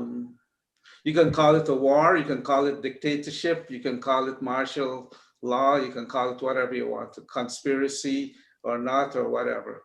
It all boils down to, I know some people might agree with me, some people might not, but it doesn't really matter.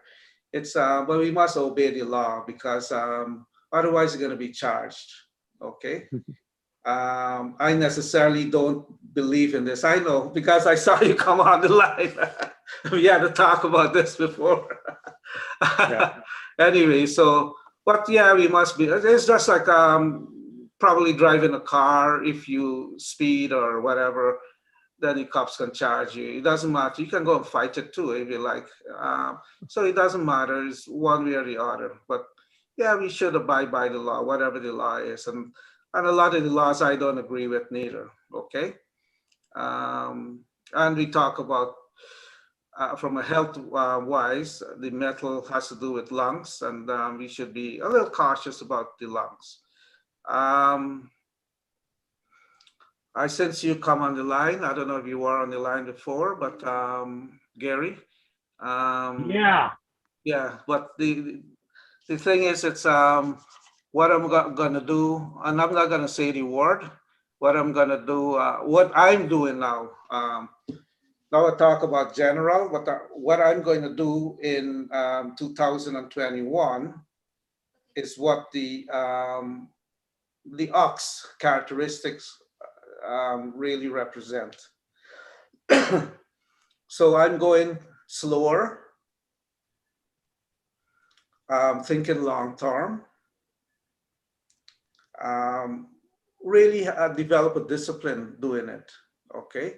And hard work, and I'm putting a lot of work into it, 24/7. Actually, it's not 24/7, 24/9. Okay. How do you do that? So I'm actually doing that now.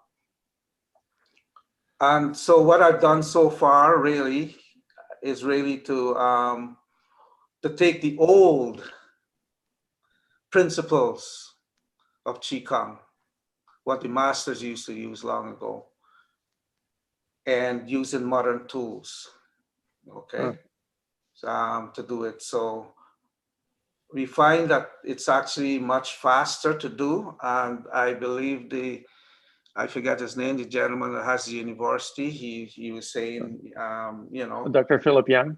Yeah, Dr. Philip, he's having different successes and so forth. And my success like Gary's is actually instant. So anything I do, whether I'm treating a simple pain, any part in the body, or cancer and anything in between, like diabetes, you name it, right? You actually get instant results. And even mental issues. So people come in that have severe mental issues, from simple anxiety to you name it, you know, suicidal and so forth. In one treatment, you can get them feeling really good. So we always look for instant success, really to be what do you call it, instantaneous in anything you do. And you know, what I was telling people in the last quite a few years is I don't try to what do you call it, talk about scientific proof and so forth. Although I have a lot of case studies, I don't speak about scientific proof, because those people that speak about scientific proof, they really don't have results. And in my opinion, I listened to many of these over the years, is just an excuse of saying, hey, what I'm saying is right. If you touch somebody and you can make them well instantly, do you need any proof? You actually don't. Okay, and Gary can comment about that later on. So that's basically what I was going to say is this year I'm actually taking it forward, and I'm trying to duplicate my effort now, in that I'm trying to use a machine to duplicate the chi from my hand and to broadcast it all over the world. So I don't have to do it on a daily basis. I can actually be in Timbuktu, I can be in Jamaica, relaxing on the beach. That's after the COVID, presumably. And somebody can actually use this machine to actually send broadcast the chi out. We call it emitting. So I don't, so it helps me out as I'm getting older, and I should have been retired a long time ago. A lot of, maybe 15 to 20 years ago, I should have been retired, but I'm still plowing away at it. And so this year, I'm following the characteristics of the ox. Thank you. That's excellent. Awesome. And it seems like Gary is joining us today. After all, hi, Gary. I know you have your ideas that you Do will I be have able to to share unmute? with us. Can you hear me? I can hear you loud and clear. All right. So we have to resist everything that's coming out from the government related to COVID. It's all a big scam. We have to not wear masks whenever we can get away with it. We have to argue everywhere we go. Just look at what happened in Florida. What happened in Florida? The governor of Florida gave the big F to Biden on the phone yesterday. The big FU, because he threatened him that he was going to prevent people from traveling to Florida. And he said, I think we would rather believe in our own Board of Health and stay out of Florida. So DeSantis kicked Biden out of Florida yesterday. And the mayor of Chicago said, we have to open. Well, after Trump got ripped off from the election, all of a sudden, all the pressure's off. They don't have to use it as a tool anymore. So what have I done recently? 3 weeks ago, I put pressure on myself to make a big change. So for 20 hours a day, I chased getting a job. Ugh, I know what that sounds like. So I joined all the apps. I answered all the ads, whether it was email, whether it was text. They're still coming in, even though I tried to disconnect them all. They're still chasing me down to wax cars, sell cars, deliver food. No, that's not what I want. I'm an acupuncturist. So I called everybody I could track down to harass. And I told them, no, I'm not a massage therapist. I don't want to rub on somebody. I want to do something important. So the big chains said, oh no, we can't hire acupuncturists. We're only allowed corporately to hire massage therapists. So I got all the way through all that, but I did find 2 private clinics. One is Thai, and one, I heard she had some martial. I heard because of me chasing all the phone calls, somebody told me, I know somewhere where you can work. She has a karate master treating there. Well, if she's got a karate master treating there, guess what? So anyway, my car is snowed in. We got about 18 inches of snow here, and I don't want to shovel. Time to move to Florida. No, time to hire my neighbor to plow my driveway. But what's going to happen is I've got 2 places that said yes. So by the next time I send you an email, a week or 2, nobody knows I have 2. I wanted just 1, but I'm going to work the 2 of them. If I do 2 days in one place and 2 days in the other, and I told them in advance, I need you to bring me patients. Don't just say, oh, we have this guy here. I said, you grab him by the arm and walk him to the room. And you say, this patient needs you. That's how it worked. About 10 years ago, I had a doctor that was hand delivering me patients, but he ran out. But the one woman said, everybody here hurts. So that's my job. And that is my near future is about to get very busy again. When the Sun-Times article came out on me in 2006, I picked up 1,000 patients overnight. I was busy for 3 years. I expect something like that to happen next week. But you got to put a tremendous amount of pressure on yourself. You can't just sit around and wait for it to happen. That doesn't work. Everybody's lazy nowadays. So if you're the squeaky wheel, you should get the oil. So I should be really oily by the next time you see me. Well, that's the way to manifest abundance. Thanks, Gary. Well, I see Kathy Moo is joining us. Hi, Master Lama. Kathy Moo. Hi. Sorry about the time confusion. That was totally my mistake. So glad to see you. And I would love to ask you to share with us a little bit about your approach to abundance. You are the founder of the Thriving Foundation. So please take it away. Okay. Hi, Lama. Can you hear me? I hear you loud and clear. Yes. Oh, wonderful. Okay. I'm glad I'm able to join you finally. So what is your question? My approach to abundance? Yes. Yeah. Well, that's what we've been talking about. Okay, great. Well, one of the programs I teach all year long is Mastery of Abundance. Abundance is everything. It's love, it's health. It should include financial wealth. I know some people would say if we have everything else, we don't need money. But in this reality, people still need to have practical financial support to make it, to both sustain their own lives and to help others. So I'm a big supporter of helping people manifest abundance in all areas of lives. There's nothing wrong with that. Right.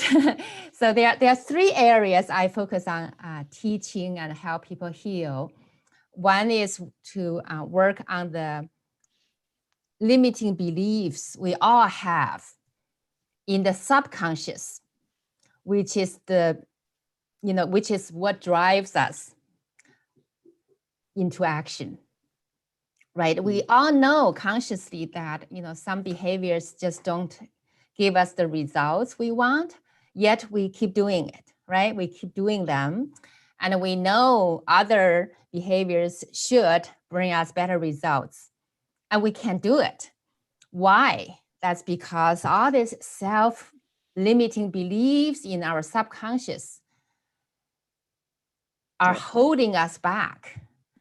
It can go all the way back, all the way back to our past lives, and as well as what our parents taught us, our teachers taught us, and all the influential people taught us about abundance or lack of it, right? So we hold them to be true without ever re-examining them or challenging them, whether they are really true and whether they actually serve us. Exactly. Right. So that's one area I spend several months to help my students clear those self-limiting, sabotaging beliefs and replace them with powerful empowerment beliefs that actually work for them and that will bring them positive results. And sometimes it's actually quite quick. It doesn't have to take forever. Instantly people start to manifest real abundance, including money.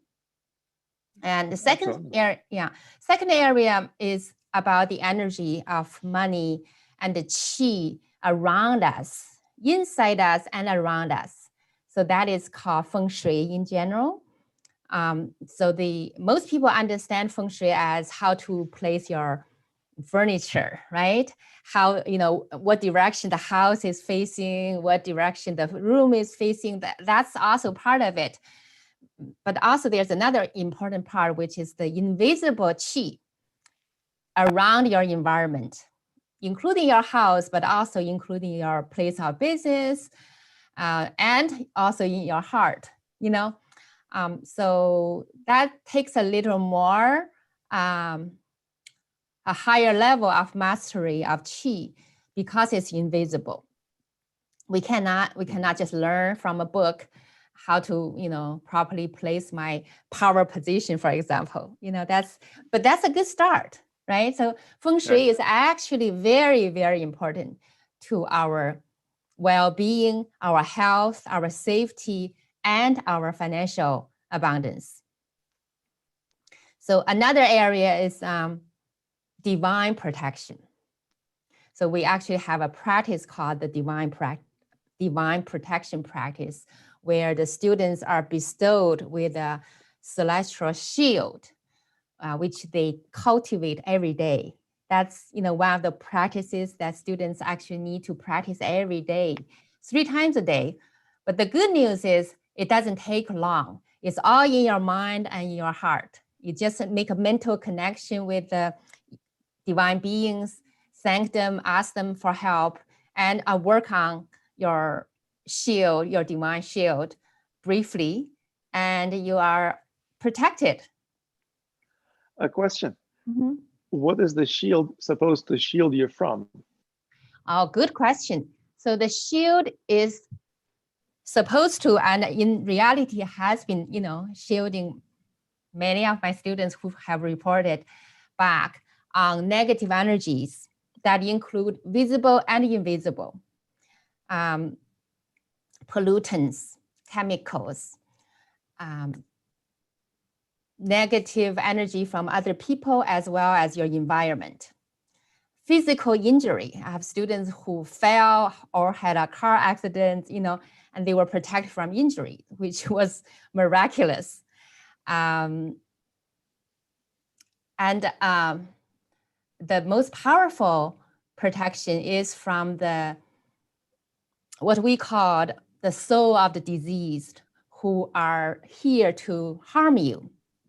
There are beautiful souls of the disease, but are deceased, but there are also powerful negative souls of the disease who are wandering in the three-dimensional plane, and they need a place to attach, such as our body or our environment, and their existence would hurt your chance of being healthy, being safe, and being abundant. Interesting. So obviously, this is the type of practice that requires a certain belief. Well, belief in those souls you were just talking to me about, belief in some negative energies, belief in the divine shield that somehow is supposed to shield us from whatever we don't want to experience. And basically, these are the beliefs that you think are supportive of abundance. What other beliefs do you think help with becoming more abundant besides? Right. Well, it is a belief, but it's also has been, I wouldn't say tested scientifically per se, because like the other gentleman said, you know, the scientific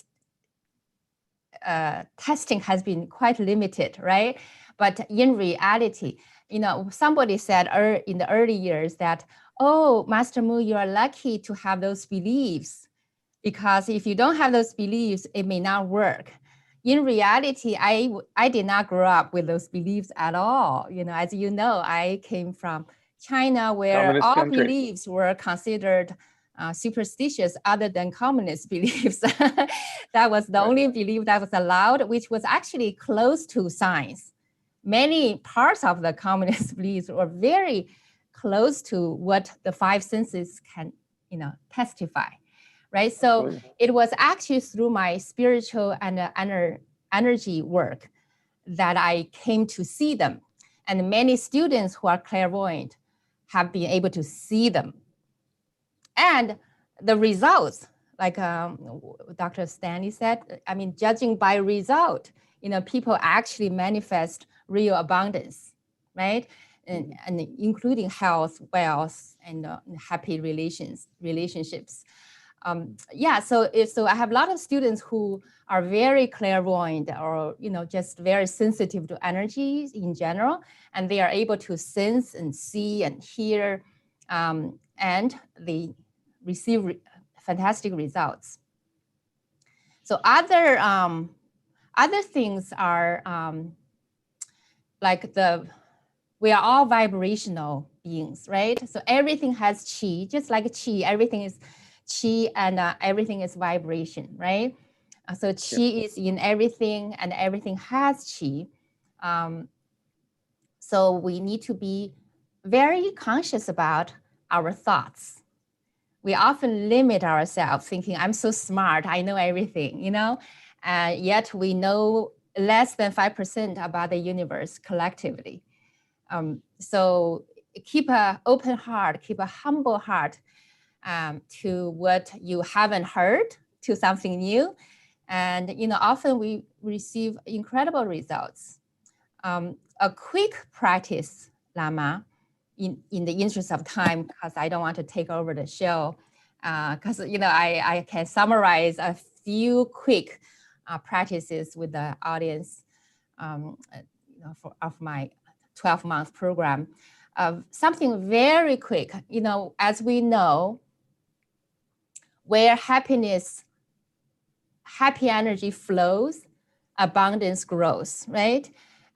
It's easy to say, but yet it's not that easy for everybody to become happy right away when they are mad at something, when they're upset, when they don't have income, you know, they lost their job, especially now. A lot of people have lost their source of income. You know, you can't just tell people, be happy, you know, you can't force them to be happy, right? And, you know, a lot of relationships have problems because people are stuck together 24/7. And it's not everybody enjoy to be together 24/7.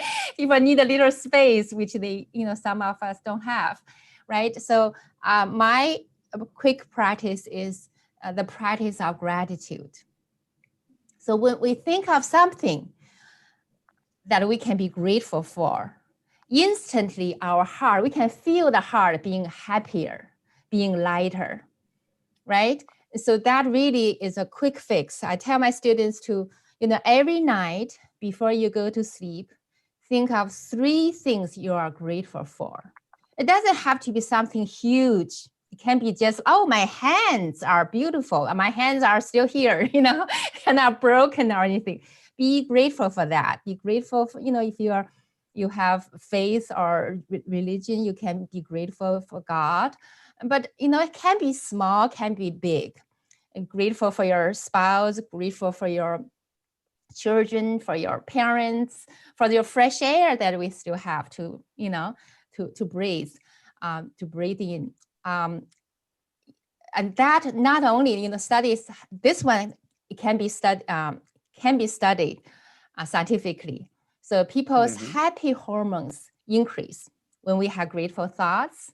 Therefore, you fall asleep. Not only you can sleep like a baby, which is very good, very important for your health, but also the universe is continuing the manifestation for you when you are sleeping. And you are having positive, beautiful dreams instead of nightmares at night. So then you wake up happy and you think of 3 things you're grateful again. It can be a repetition of what you thought before. It doesn't have to be something brand new, just reach anything. Oh, my pillow, my sheets are clean and, and supportive of my good sleep. Anything, just, you start your day on a positive note. And then you start your Qigong practice. I have a morning Qigong practice. I have other Qigong practices. But, being grateful. Somebody said, oh, it's easy for somebody who has it all to be grateful. But what about me who has poor health, who have no significant other, nobody to love or who loves me, who has no money? What am I grateful for? Everything, stinks, right? But let's just give ourselves a reality check, which is, there are people on the planet who live below $2.50 a day. Do you know how many people live under $2.50 a day? Majority. Half. So that's exactly 50%. So we have over 7 billion people, right? Going almost 8, right? So that means, over 3.8 billion people who are living in absolute poverty that most of us cannot even imagine, right? So it's important. I mean, there you go. You have something immediate to be grateful for, right? But even for people who live under $2.50 a day, they can still think of plenty of things to be grateful for, right? Even if your part of your body is sick, say you have a broken arm, you can still be grateful for your legs, for your eyes, for your mouth. So they are still working, right? And even for the broken arm, you can thank the arm for doing its job for all this time, which you may have taken for granted all these years, right? And for enduring this pain for you to learn something. Even if somebody spit on your face because they are mad, they're in a bad mood, maybe we can learn something from that. I mean, it's either something positive to be grateful for or something which seems to be negative, which we can learn a lesson from. So instant that puts you in a positive mindset and a grateful state of heart. And guess what? When we are grateful, the universe sends us more things to be grateful for. Well, in a sense, gratitude is the recognition of resonance. If you resonate with something, that's how gratitude is expressed. And if you learn how to focus on things that you resonate with more, that's what you experience more. Absolutely. You experience those things that you focus your attention on. And so that basically also gives you a kind of a upward spiral instead of a downward spiral circling the drain, so to speak. We actually create the reversal of that. We pull ourselves up by developing the habit of focusing on things we do resonate with instead of bitching and moaning about things that we don't. Absolutely. We experience more of those things that we focus on, and where attention goes, energy flows. We actually empower more manifestation of those things that we do focus on. So therefore, we even allow that to grow more. So basically, it's kind of like an ongoing process of creating our destiny. Right, right. Yeah, if you look at all the religious books, the major ones, every one of them have something to say about gratitude very profoundly. That's the forever time-honored practice that has been working for people from all backgrounds over eons of time.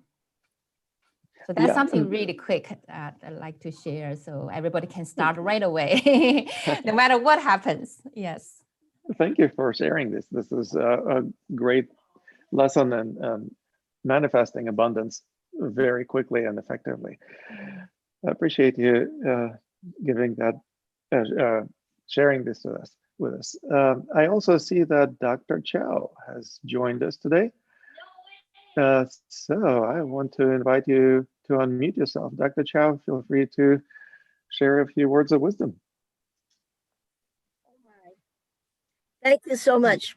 I came in just a minute ago. Well, wonderful. Thank you. Thank you for joining us. It's Valentine's Day tomorrow, and it's New Year's Day, started yesterday for 2 weeks. So I greet everybody. Happy New Year and happy Valentine's, everybody. Okay. And happy President's Day now. The day And after tomorrow. also on Monday, it's also another celebration, right? Right. On Monday. So we're really inundated. So talking about celebration, you don't have to have a celebration, holiday or anything. Every day you can celebrate that it's a beautiful day and that you are alive and that you have your mind, and regardless of what else is the problem. And I think Kathy just said, well, if you have an arm problem, well, you still got your legs, And so the thing is, that's what we tend to do, is they get caught up with the problems. And we state what the problem is all the time, but not what you have that's good. And so, you're a whole person, right? Hopefully. And the leg and arm is only that much. But what we do is we focus always on the bad parts of us. Instead of saying, well, gee, my mind is still good. And that really is important. And also the little thing. So for my experience then, and I don't know how much time I have, but just a few minutes probably, is that I've gone through a very serious bout of conditions in 2015. Whereas you hear my voice, I used to be a soprano singer. In fact, I won Miss Princess Chinatown in Vancouver with my voice. So you can see, if you lost your voice and you were good with your voice, I could have chosen suicide or just hide away and die, or I had to move over it. I had no voice, so I had to work with it. And also I was reaction to medication and surgery. And so therefore, they left me in a wheelchair. That was 2015. So it's either, again, you decide to retire from life or you adapt. And I love life too much and I love people too much to retire and become depressed and then early death. So it is up to you. You are the decision maker for your destiny. So you need to take that as your premise of your life. So you would want to decide, and you need to have a passion for what is your life. Nobody else can give you that passion. You have to get it from within. And I know whatever I state, there'll be people who says, no, I don't think so. And then the others will say, yeah. But we are operating right now on fear. Every time you say something, you watch your answer. It's always like, well, I don't know what, this is, or I don't know that my boss will like it. I don't know that my husband will like it, etc. Or I don't know that I have time. I don't know that I have money. How many run into that? Okay, I'm asking you a rhetorical question all the time. Instead of saying, hey, that's a good idea. Now let's see what we can do and what we cannot do. So we talk about abundance. This is what supposedly this seminar is about, right? So if you worry about money, so guess what? You're going to get lots to worry about. And I get all the time, oh, I don't have money. Oh, I don't even have money for the Oakland Bay Bridge. That is very serious. But, I never talk about money. And money comes, you operate at your best, and it is taken care of. But if you keep worrying about the money, well, when is my next meal coming from, and where is this? And so you modify. If you don't have the money, you modify a bit, and you take it in that stance. So I've been in a position where I've made a lot of money, in business, in investment, and also in healing. And so, but one thing is that I advise people, whatever you do it to your very best. Do it to the ultimate. And if you're good, people will want you to help them. But if you're not good, people won't want you to help them. So your reputation goes first, and then the money will come. Okay. And so, but if you worry about money, you won't get money. So a lot of you say, well, I don't worry, but I don't have the money. So you need to learn skills too. And I think that's what Kathy's doing, teaching people skills. And I'm teaching people how to manage money, and also how to build your own practice up and all that. So there are some practical ways in which you can do to help build your abundance. And also that if you help people, they will help you back. So the concept about helping the community is not only if I can afford it. No, you can afford it anytime to help the community, and the community will help you back. And I think a lot of you probably have experienced that you give from the heart. You don't give from your mind. You don't say, well, if I give, then there's something got to come back for it. So it's unconditional giving, so that you're not giving, say, well, if I give, then I should get this back, and etc. No, it's just really giving with your heart, and live with your heart, because that's where the truth is. And for me, I say life is love, and love is life. And if you act with love, you cannot go wrong. Yeah. So I think That's that beautifully there's said. lots to say, but I'm going to end there saying that it is your choice. It is your choice whether you manage your own destiny or you go at the whim and fancy of others. And that's never the way. So I wish everybody good luck, good fortune, and particularly with the new year, that you're starting off on a new foot. And of course, you know me, everybody hug themselves. Give yourself a hug every day. Give yourself a hug and say, I love me.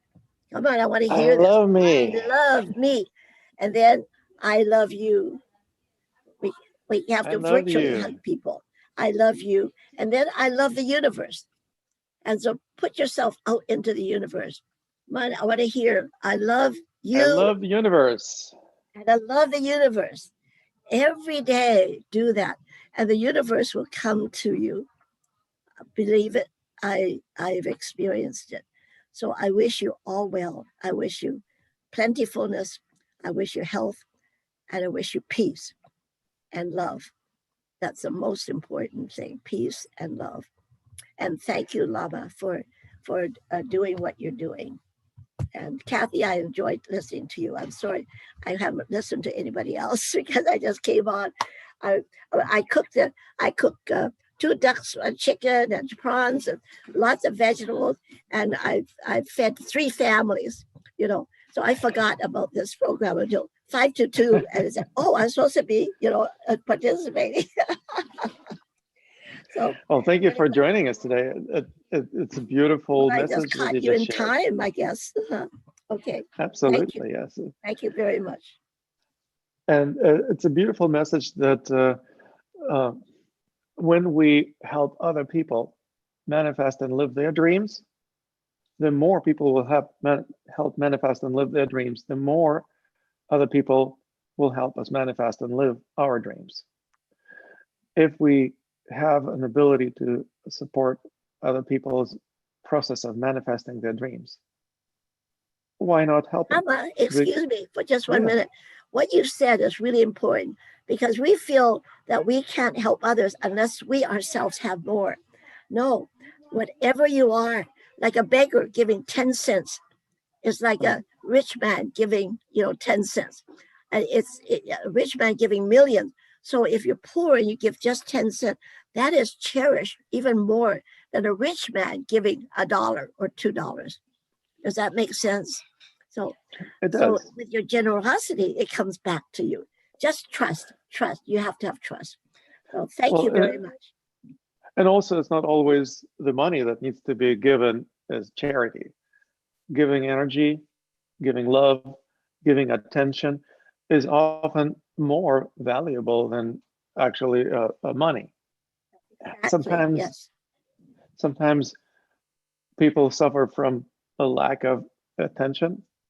Attention deficit disorder is another pandemic that we all know about.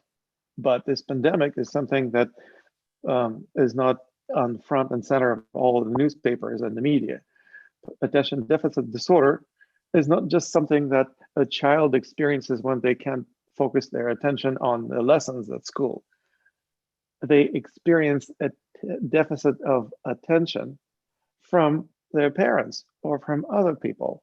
Basically, they don't have the role models of attentiveness, how to be attentive. And so therefore, they can't learn how to be attentive. They don't have the ability to emulate the role models because they don't have the role models of attention. And so we basically have to become the role models of attention if we want to affect the lives of people around us. How can we pay attention? Well, first of all, we need to learn how to pay attention to ourselves, because that is how we shift from the mode of having to the mode of being. I brought a question up talking to several of our presenters today. How do you transition from the mode of having to the mode of being? Well, I always consider that attention is the perfect tool for that. Most people operate in the mode of having attention. They want to receive attention from others because where attention goes, energy flows. They literally become like energy vampires. I'm sure you've met some people who wanted more of your attention. And it's not always pleasant to be in the company of that person because your energy is drained. They thrive on your energy perhaps, but you feel drained. And that's because you gave them energy by giving them attention. And many people who get used to receiving attention like this, they forget how to give attention to themselves, or they never knew how to do it. They basically need to learn that nobody can give them more attention than they can give to themselves. And in fact, we would also benefit from learning the exact same principle, that nobody can give us more attention than we can give to ourselves. We can become self-sufficient in terms of giving the attention that we seek. And that means that we actually step into the mode of being attentive, not just having attention. When we pay attention to ourselves, we are attentive. And that actually changes our perspective on everything, on money, on love, on energy, on health, on wealth, on everything else. We learn how to be attentive, and therefore this mode of being permeates through all the areas of our lives. Instead of having, we actually learn how to be. For example, I've been doing martial arts for most of my life. I know that a lot of martial artists want to be powerful, but most of them don't know how to shift into that mode of being. So they end up collecting power. In other words, they are in a mode of having power. And what does it mean to have power? Well, it means that you have power over others. You can impose your will on others, or you can make them do something, but that's not the same as being powerful, isn't it? When you're powerful, you don't have to manipulate people. You don't even have to show off to prove that you're powerful. It's visible, it's palpable. Your presence is such that people recognize that you are a powerful person. You don't have to convince anyone about it. And that translates into a sense of self-confidence, into the sense of self-sufficiency, like you're a sufficient person. You don't have to feel inadequate or deficient. You basically develop that sense of being powerful, and then wherever you go, there you are. You can be a powerful businessman if you're doing business, or you can be a powerful lover if you are in intimate relationships, or you can be a powerful martial artist if you are in martial arts environment. You can be a powerful healer if you are in a healing profession. So basically, wherever you go, there you are. You bring that attitude, that mode of being with you. And when it comes to abundance, the same thing applies. So once you develop that mode of being, you transition into mode of being abundant instead of just trying to have abundance. And that's something that transforms the quality of life radically, because it literally changes our slant on life. And that's something that I certainly would love to continue sharing with all of the folks present in our gathering today, and of course all the folks who are watching this as a recording, because there's going to be a lot of folks watching this since not everyone had the time to participate today.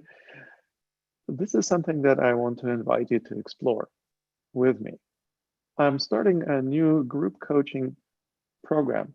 It's a Qigong coaching program. We actually focus on the principles of energy awareness.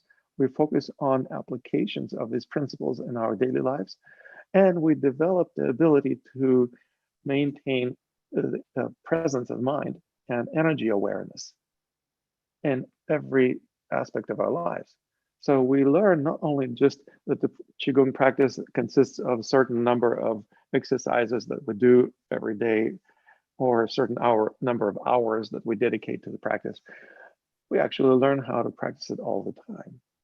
And that's something that becomes a Qigong lifestyle. As I jokingly put it, that I don't just teach a Qigong style, I teach a Qigong lifestyle.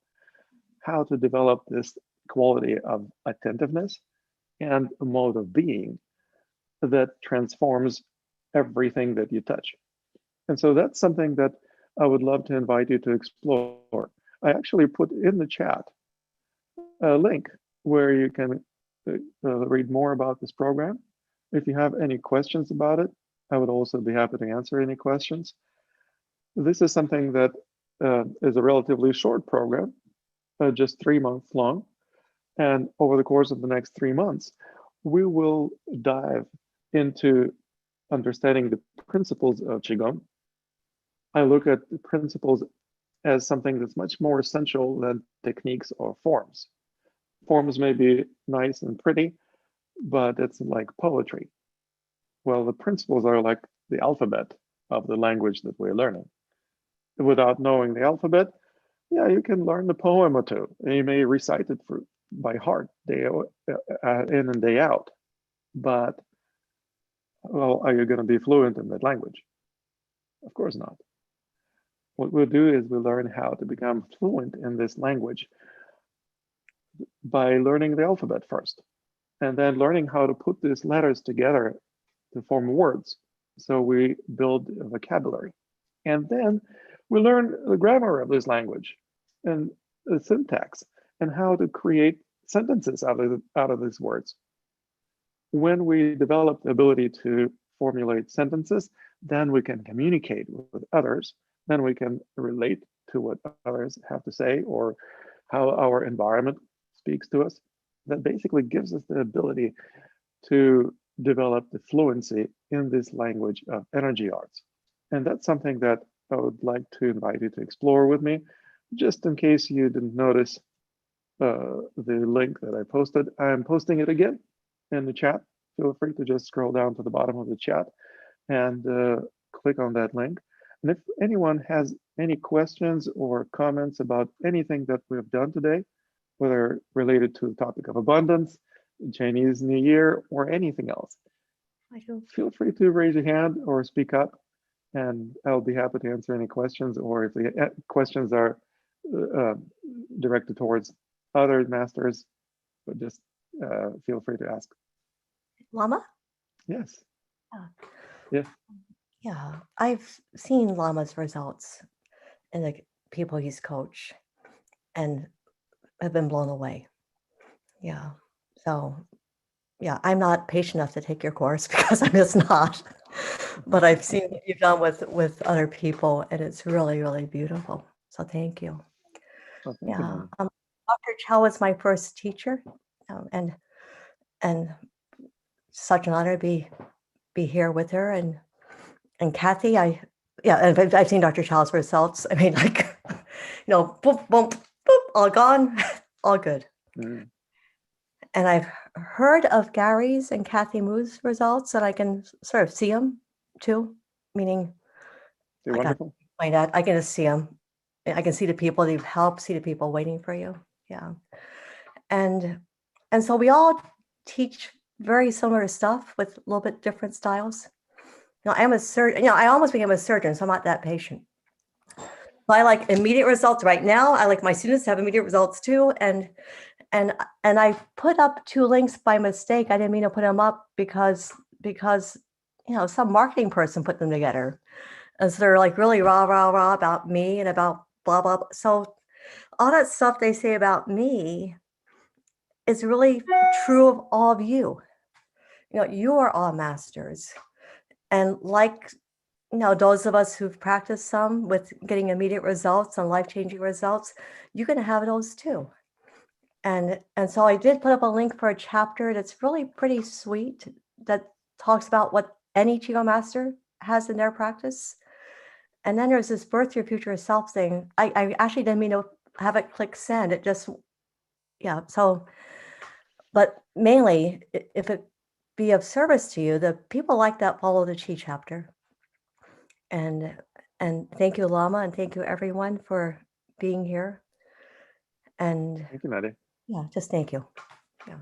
Awesome. Fantastic. Well, wait, I know what I wanted to say. Actually, I forgot. What I really wanted to say is that like all that stuff is taught of visualization and gratitude is really beautiful.